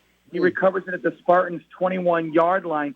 Uribe then, 3 plays later, says, you know what, I'm going to put this thing in the bag. A 17-yard touchdown pass to wideout Anthony Moreno. Point after attempt is good. Eastlake 26-14 over Pebble Hills.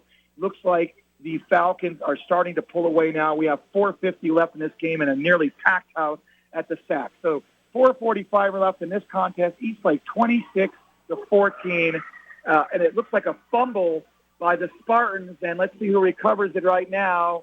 Quarterback was fumbled, and it is recovered by Eastlake. And, boy, that should probably seal the deal. Eastlake, Brandon Lira, the middle linebacker, recovers that. 4:37 left in this game as their quarterback, Ochoa, was sacked. Again, 4:37 left in this contest. Eastlake 26-14 over Pebble Hills.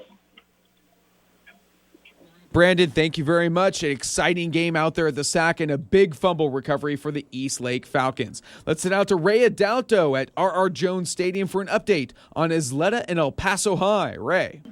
Homecoming is good for El Paso as El Paso High Tigers win tonight 38-35 over the hard-fighting Isleta Indians. It was all El Paso High in the last few minutes, but a little scare from the Isleta Indians as they came into just under a little under 4 minutes left in the game and got a score. Their point after was good, but they were still behind 38-35. The El Paso High Tigers did a beautiful job tonight holding on.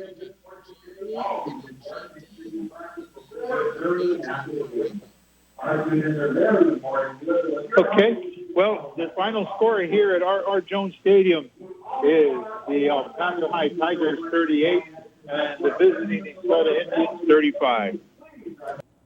All right, Ray, thank you very much. What a big win for the El Paso High Tigers. Second week in a row. Last week, 41-35 in double overtime over the Irvin Rockets. This week, 38-35 over the Isleta Indians. El Paso High improves to 2-3 overall. What a big win at home for the El Paso High Tigers. Let's head out to Burgess Mustang Stadium. Join Jeremy Caranco for an update in the final of Burgess and Bowie. Jeremy. Yeah, at the final here at Burgess, they defeat the Bowie Bears 55-7 in a tremendous offensive onslaught for the Mustangs. Leading the way for the Mustangs, Andrew Rutledge, 13 out of 23 for 232 yards and 5 touchdowns. And then Tavares Jones, he added another touchdown late, 75 yards. He had a 74-yard score in the first half, and he has a 75 yards. So now he ended the game with 220 yards and 2 touchdowns.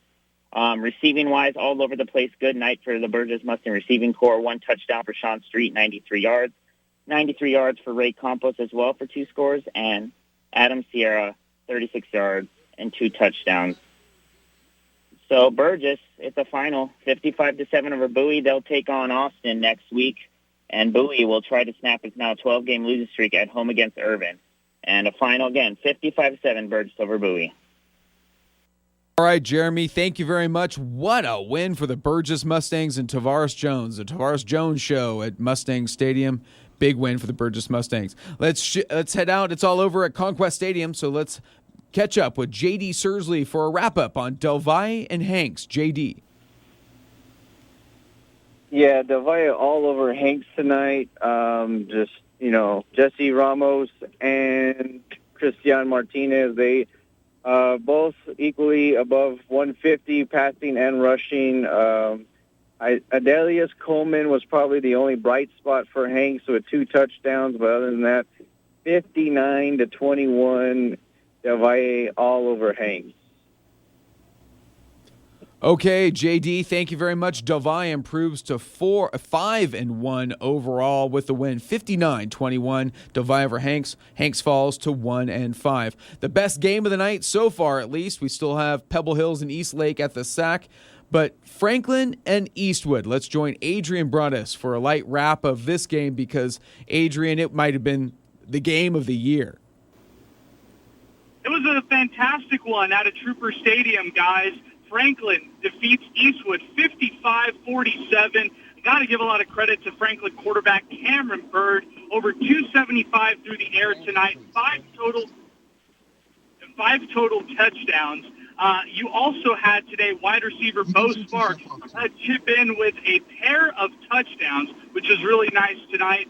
Eastwood quarterback Andrew Martinez, 327 through the air tonight, 200 rushing touchdowns, along with 6 total touchdowns, 2 interceptions on the day. What a game. And, yes, that's right, Bo. I could definitely hear you. You sound great.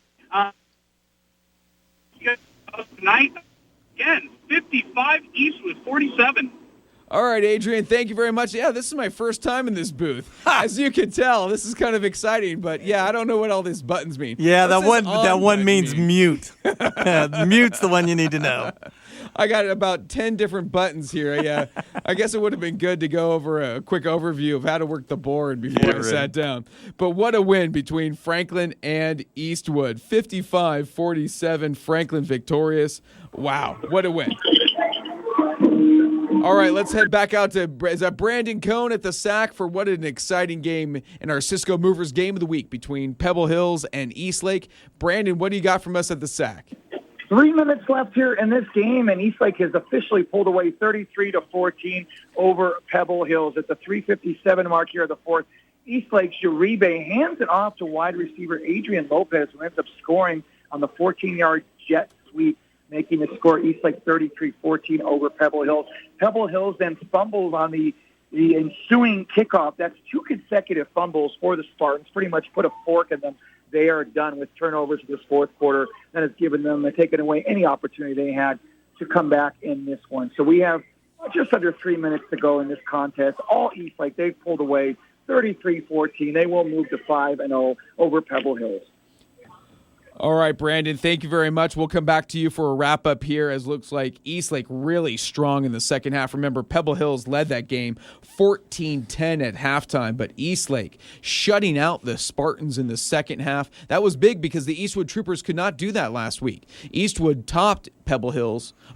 Pebble Hills topped Eastwood by 1 point, a late 2-point conversion. So a really strong second half last week by Pebble Hills. Eastlake dominant this second half on defense. Yeah, you would say it was the defense that let them down a week ago. Pebble Hills was able to drive the field late. The Gael Ochoa, the short touchdown run on the keeper, and then they go for 2 and does the same keeper again to win that one. This time it was the Trooper offense. They drove, Adrian Broadus told us, all the way down inside the 20-yard line. But the key play was Paul Smith's kid, the sophomore, Shea Smith, a big quarterback sack to put a crimp in that Trooper drive. And then Stephen Powers, his first game back this season, maybe the best defensive player in the city. Well, yeah, there is that Andrews kid, so Jeremiah, who's off to college. But Powers a nice player as well. First game back, makes a big stop. Franklin defense turns him over on downs. And that was it. The Cougar offense was able just to run out the clock and come away with a huge win as Franklin moves to 2-0 in the season. As you said, the reigning 6A champion Troopers fall to 0-2. Amazing in District 1 6A. Hey, we're going to take a break here at Football Friday Night on 600 ESPN El Paso. We'll be right back with a wrap-up from the SAC from Brandon Cohn. You're listening to Football Friday Night Week 6. UTEP football kicks off Conference USA play against Old Dominion on Saturday, October 2nd. Don't miss the Miners League opener in the 2021 homecoming game. Make the Speaking Rock pregame party your tailgating destination, featuring live music from the Garth Brooks Tribute Band, plus food, drinks, and fun for the whole family.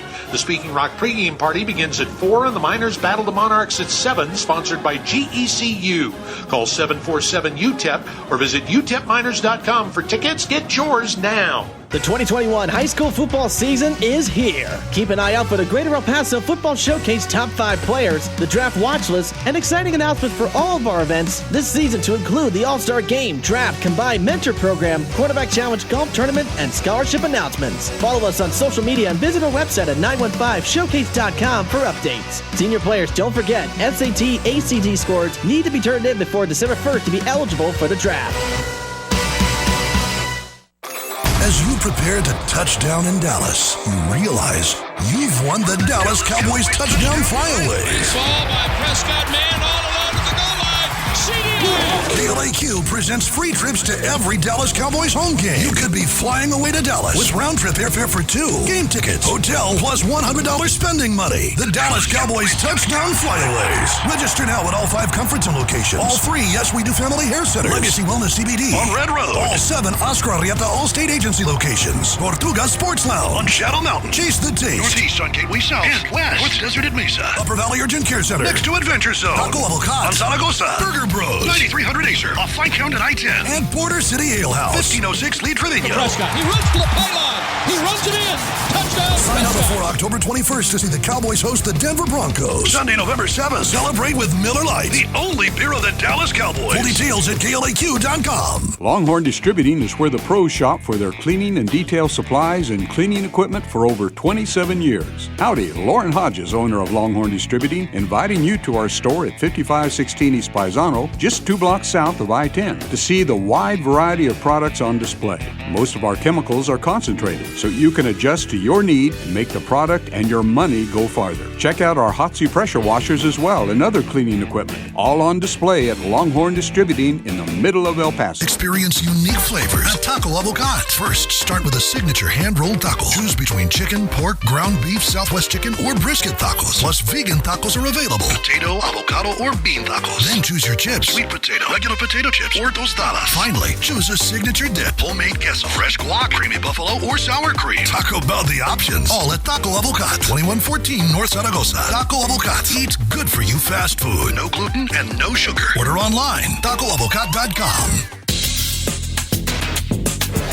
You're listening to Football Friday Night on 600 ESPN El Paso. Let's go back to Bo Bagley and Paul McKinnon. Welcome back to Football Friday Night right here on 600 ESPN El Paso, a barn burner in our Cisco Movers Game of the Week. Let's head out to the Student Activities Complex on the east side and join Brandon Cohn with an update on Pebble Hills and Eastlake. Brandon.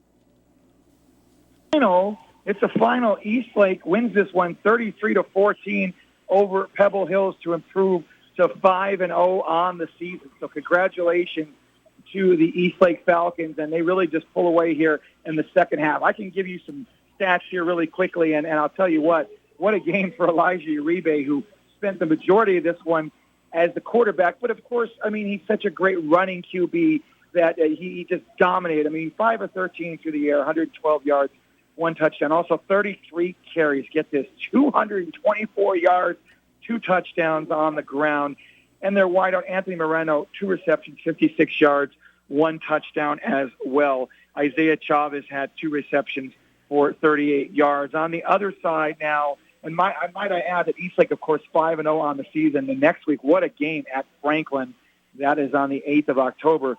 For the Pebble Hill Spartans, they're 2-3 now in the year, 1-1 in District 1-6A. Just to look at their numbers, Gael Ochoa, their quarterback, 12 of 23, 116 yards, 2 touchdowns. He also had an interception, and he had 12 carries for 18 yards on the ground. Eric Martin, their running back, 11 carries for 30 yards. Also worth noting that Gillet Boss had 3 receptions for 1 touchdown. Marcus Torres had 4 receptions for 80 yards and 1 touchdown as well. So it is indeed a final here as Eastlake wins this one by a final of 33-14 to move to a perfect 2-0 in District 1-6A, 5-0 on the season. Brandon, thank you so much. What a fantastic job out there at the Student Activities Complex by Brandon and all of our reporters all around town. 9 reports, live reports from all around town. An exciting night in high school football, Week 6, and in our Cisco Movers Game of the Week, Eastlake topping Pebble Hills 33-14. Brandon, we'll see you in our post-game get-together. We want to invite you at home as well. Come join us at the Union Draft House on Sunland Park. 3 locations in town, west at Cimarron Plaza, east on Tierra Este, and now open off Sunland Park near the mall. 100 beers on tap, feast on food, stay for the big game, and hey, talk to us. Let's talk some high school football. Union Draft House, Sunland Park. Some final scores as we wrap up the night. Pebble Hills falling to Eastlake 33-14. Franklin topping Eastwood in a barn burner 55-47. Andrus all over Austin at Alan Sepkowitz Stadium 34-14. Canutillo topping Bel Air 52-26. St. Michael's defeating the Cathedral Fighting Irish 27-15. El Paso High in another exciting game. El Paso High comes from 2 touchdowns down to shut out Isleta in the second half, winning it 38-35. And, Bo, it was the quarterback, Jerry Chides, the 35-yard field goal with 1:47 left in the clock. Wow. Second week in a row that the El Paso High Tigers at R.R. Jones Stadium, maybe some special magic at that place, come away with an amazing thriller. Amazing thriller. El Paso High improving to 2-3 overall with their second straight late game victory. Remember last week in double overtime over Irvin. So 38-35 El Paso over Isleta. Burgess all over Bowie 55-7. Chapin tops Clint 42-20.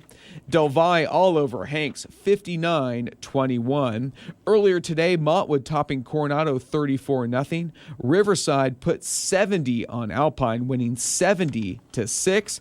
Mountain View falls to Pecos 58-42. Lakeview topping Fabens 28-8.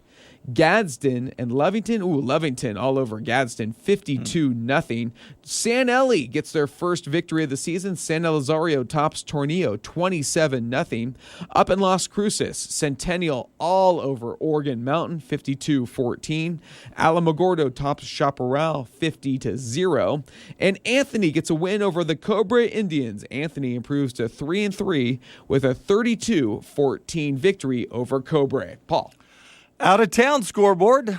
Abilene trying to pull their second upset in a row. Remember, they got Odessa Permian last week to open District 2-6A play. They were up 27-21 on Legacy in the third quarter.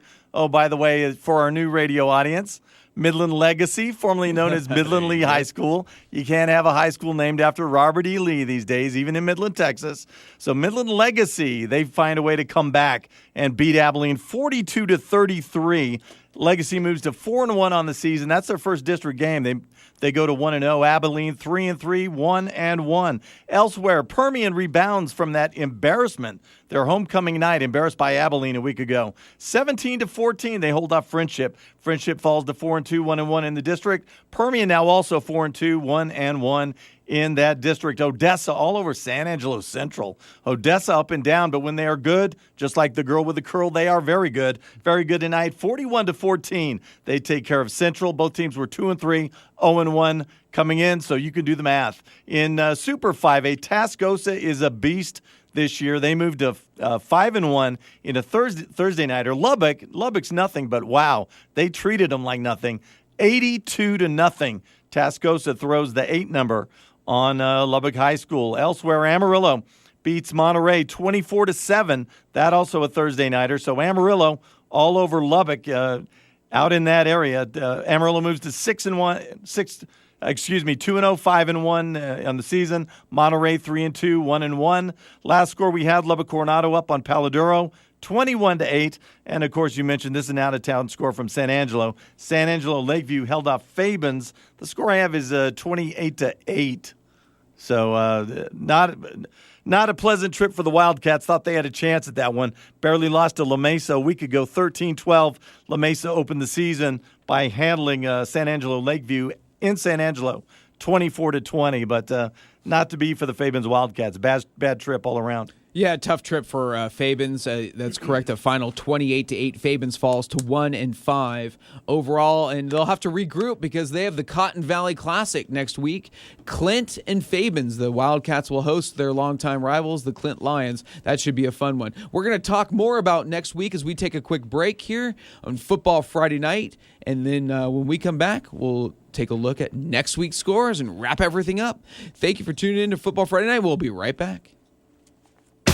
Football season is back. Enjoy all the action at Border City Ale House. The upsets in overtime. Did we mention all the hard-hitting action? For a cold beer and a good time, the place to be is the home of Monday Night Football, Border City Ale House. With 20 big screen TVs and 3 projection screen TVs, you won't miss a second of the action. Border City Ale House, where every Monday night is pint night. Enjoy any of the Ale House's draft beers for only $3, $4, or $5 a pint. There's a great selection of over 30 beers on tap. You can also enjoy the great taste of Jack Daniels for only $5 along with $4 Fireball. The kitchen's serving up 6 flavors of wings, half-pound burgers, and more. Everything you need for a great time. Don't miss a second of the action. Get there early for happy hour from 3 till 7. Monday Night Football. It's game on at Border City Ale House, 1506 North Lee Trevino at Vista del Sol. This is Steve Kaplowitz. Join me in Sports Talk Live beginning at 4 p.m. right up to game time with great prizes given away at halftime. Chase the Taste delectable burgers, sandwiches, and tacos are perfect for a night out with the family, a satisfying lunch break bite, or taking home a meal for the big game. Chase the Taste, 2 locations in El Paso, west side off I-10 and Mesa, northeast off US 54 and Martin Luther King. Chase the Taste, voted best of the city burgers in town. Try a classic #1 burger with the signature sauce from Chase the Taste, sandwiches, tacos, wings, and even vegetarian options. Don't forget carne asada fries on the side. Check out their menu at chasethetastep.com. Chase the Taste. Stay hungry, El Paso. Did you know that at the El Paso Association of Builders, there's more than just builders. Attorneys, car dealers, banks, credit unions, suppliers, and vendors are real Texas Builder members. Why? Because they know that you have to trust what goes into your new home. El Paso Association of Builders associate members are proud to be a member of the El Paso Association of Builders. Go to elpasobuilders.com to check out your next car, kitchen, bath, or how to buy them. Supporting Football Friday Night, associate members of the El Paso Association of Builders are just a click away. The 2021 high school football season is here. Keep an eye out for the Greater El Paso Football Showcase top 5 players, the draft watch list, and exciting announcements for all of our events this season to include the All-Star Game, Draft, Combined Mentor Program, Quarterback Challenge Golf Tournament, and scholarship announcements. Follow us on social media and visit our website at 915showcase.com for updates. Senior players, don't forget, SAT, ACT scores need to be turned in before December 1st to be eligible for the draft. This football season, and for all your sports watching, there's only one place to be in the Sun City, the Union Draft House. 3 locations in town, far west in the Cimarron Plaza, east on Tierra Este, and the newest location on Sunland Park next to the mall. Union Draft House, 100 beers on tap. Feast on their handcrafted food and stay to watch the big game. Pizzas, wings, and beer. Family friendly, perfect for a night out and a great time with friends. The Union Draft House, the after party spot of Football Friday Night. Learn more on Facebook and Instagram at Union Draft House. You're listening to Football Friday Night on 600 ESPN El Paso. Let's go back to Bo Bagley and Paul McKinnon. Welcome back as we wrap up Football Friday Night Week 6 right here on 600 ESPN El Paso. What a night. And what a week it was in high school football. Remember, got started with a doubleheader at the SAC last night, a doubleheader at the SAC tonight. We got reporters everywhere, and what an exciting week it was. Remember, all scores and wrap-ups can be found at krod.com with pictures powered by Prep One and Jesse Tovar, who do a great job with getting pictures from all the games all over El Paso. And Paul, as we take a look at next week's games, Thursday night tilt should be a lot of fun over at the SAC. Eastwood at Montwood. I got to say that's a must-win for the Eastwood Troopers if they want to claim a playoff spot, District 1-6A. Yeah, it really is. But even for both teams, if anytime you're playing somebody who's part of that, we've said anybody could beat anybody in 6A tonight, and I think we saw that tonight as close as Eastwood came to the Franklin Cougars, anybody's game. But it's a game Montwood has to win as well, because if Eastwood finds a way to beat Montwood, maybe Montwood's on the outside looking in. They had an easy one tonight against Coronado. That was 21-zip at half, and they cakewalked to victory in whatever that was, 36-0 final. But both teams, that's a must game for both teams, in my opinion. Eastwood's still trying to find themselves. We talked about it earlier. Their alpha dog, the receiver, Isaiah Pena, ACL week 1 after a big game, 8 catches, 100-plus yards and that, but that's the only game he's going to play this year. Now they got a bunch of young receivers. They're all tall. Coach Julio Lopez likes them, but they are still young. And as we've said, ever since Lopez has been there, there's always been an alpha dog. Pena was the alpha, and he's not there anymore. Who's going to step up now? There's a couple of candidates. Well, elsewhere in District 1-6A, we have Socorro at Pebble Hills. That's a 4 p.m. game at the SAC. And then another doubleheader at the SAC Friday night. Coronado and Americus is your late game at 7:30. And, of course, our Cisco Movers game of the week, I'm calling it right now, Eastlake at Franklin. Both teams undefeated in district. This could be a barn burner. This could be the game of the year. And Eastlake's playing like it, and now Franklin can certainly put up points. And when they have Stephen Powers, once he gets back into the groove in defense, Franklin can really play well. Yeah, not a lot of defense out at Eastwood Trooper Stadium tonight, but they got it when they needed it. Eastwood's driving late. They're looking to score and tie this thing up and maybe send it to overtime. And the Franklin D steps up. It sounds funny to say, but I mean, maybe they're just saving themselves the entire night. I don't know, but they made plays when it mattered, and it was the playmakers. The sophomore Shea Smith with a big quarterback sack, and then Stephen Powers, the stop that turned it over on down. So. That's a defense that gets better, I think, weekly, especially as they put things back together. Other games around town tomorrow night, actually out of town, El Dorado Aztecs travel to Fort Stockton. That's a 6 p.m. kickoff. That'll be interesting. Bel Air will travel to Andress. Chapin is going to be at Horizon, and then Parkland at Canutillo. You can probably put money down and win some money on who's going to win those games.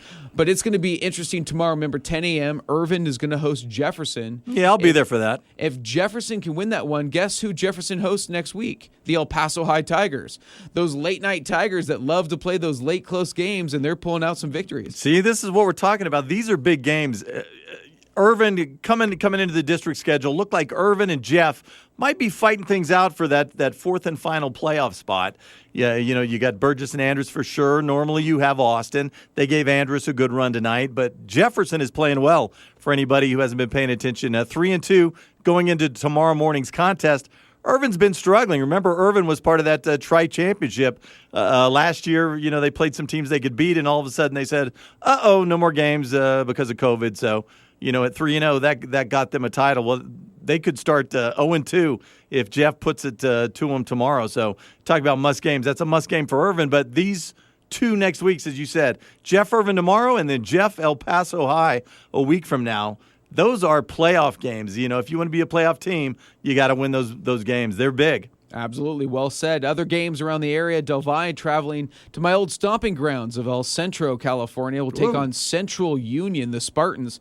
A fun note about Central Union, that is the largest school in that whole area, the whole valley. So that should be a tough challenge for the Del Valle Conquistadors. Riverside at San Eli. Once again, Parkland at Canutillo should be fun. Clint at Fabens, the Cotton Valley Classic, should be a fun one down in Wildcat Country. Isleta is at Hanks. Chaparral is at Cathedral. Gadsden will host Oregon Mountain, while the Las Cruces Bulldogs will travel to Hobbs, and the Mayfield Trojans will host Goddard. Centennial travels to Carlsbad. Centennial with a big win over Oregon Mountain tonight. Tornillo and Anthony, that's always a fun one in 3A. And then Rio Grande and Santa Teresa. Santa Teresa is playing pretty well this year, so that should be a fun one too. And what you see from the locals is that everybody is going to be back in district play. I mean, there's a couple of non-districts mixed in just to balance things out. But 1-4A starts back up again. That's Horizon and Hanks and all those guys. So all the games are going to be meaningful, which is nice. So we get back to radio just in time for everyone's district seasons. I say we get back to radio unless the genius Rob Manfred decides, give the Chihuahuas 10 more games to play. Why not? Yeah, why not? Second. World Series is over, but baseball's fun, especially at the local level. Well, we appreciate the Chihuahuas having an exciting season. We're glad to be here on 600 ESPN El Paso as we wrap up Football Friday Night Week 6. I'm Bo Bagley for Paul McKinnon, producer Angel Munoz. Thanks for tuning in to Football Friday Night.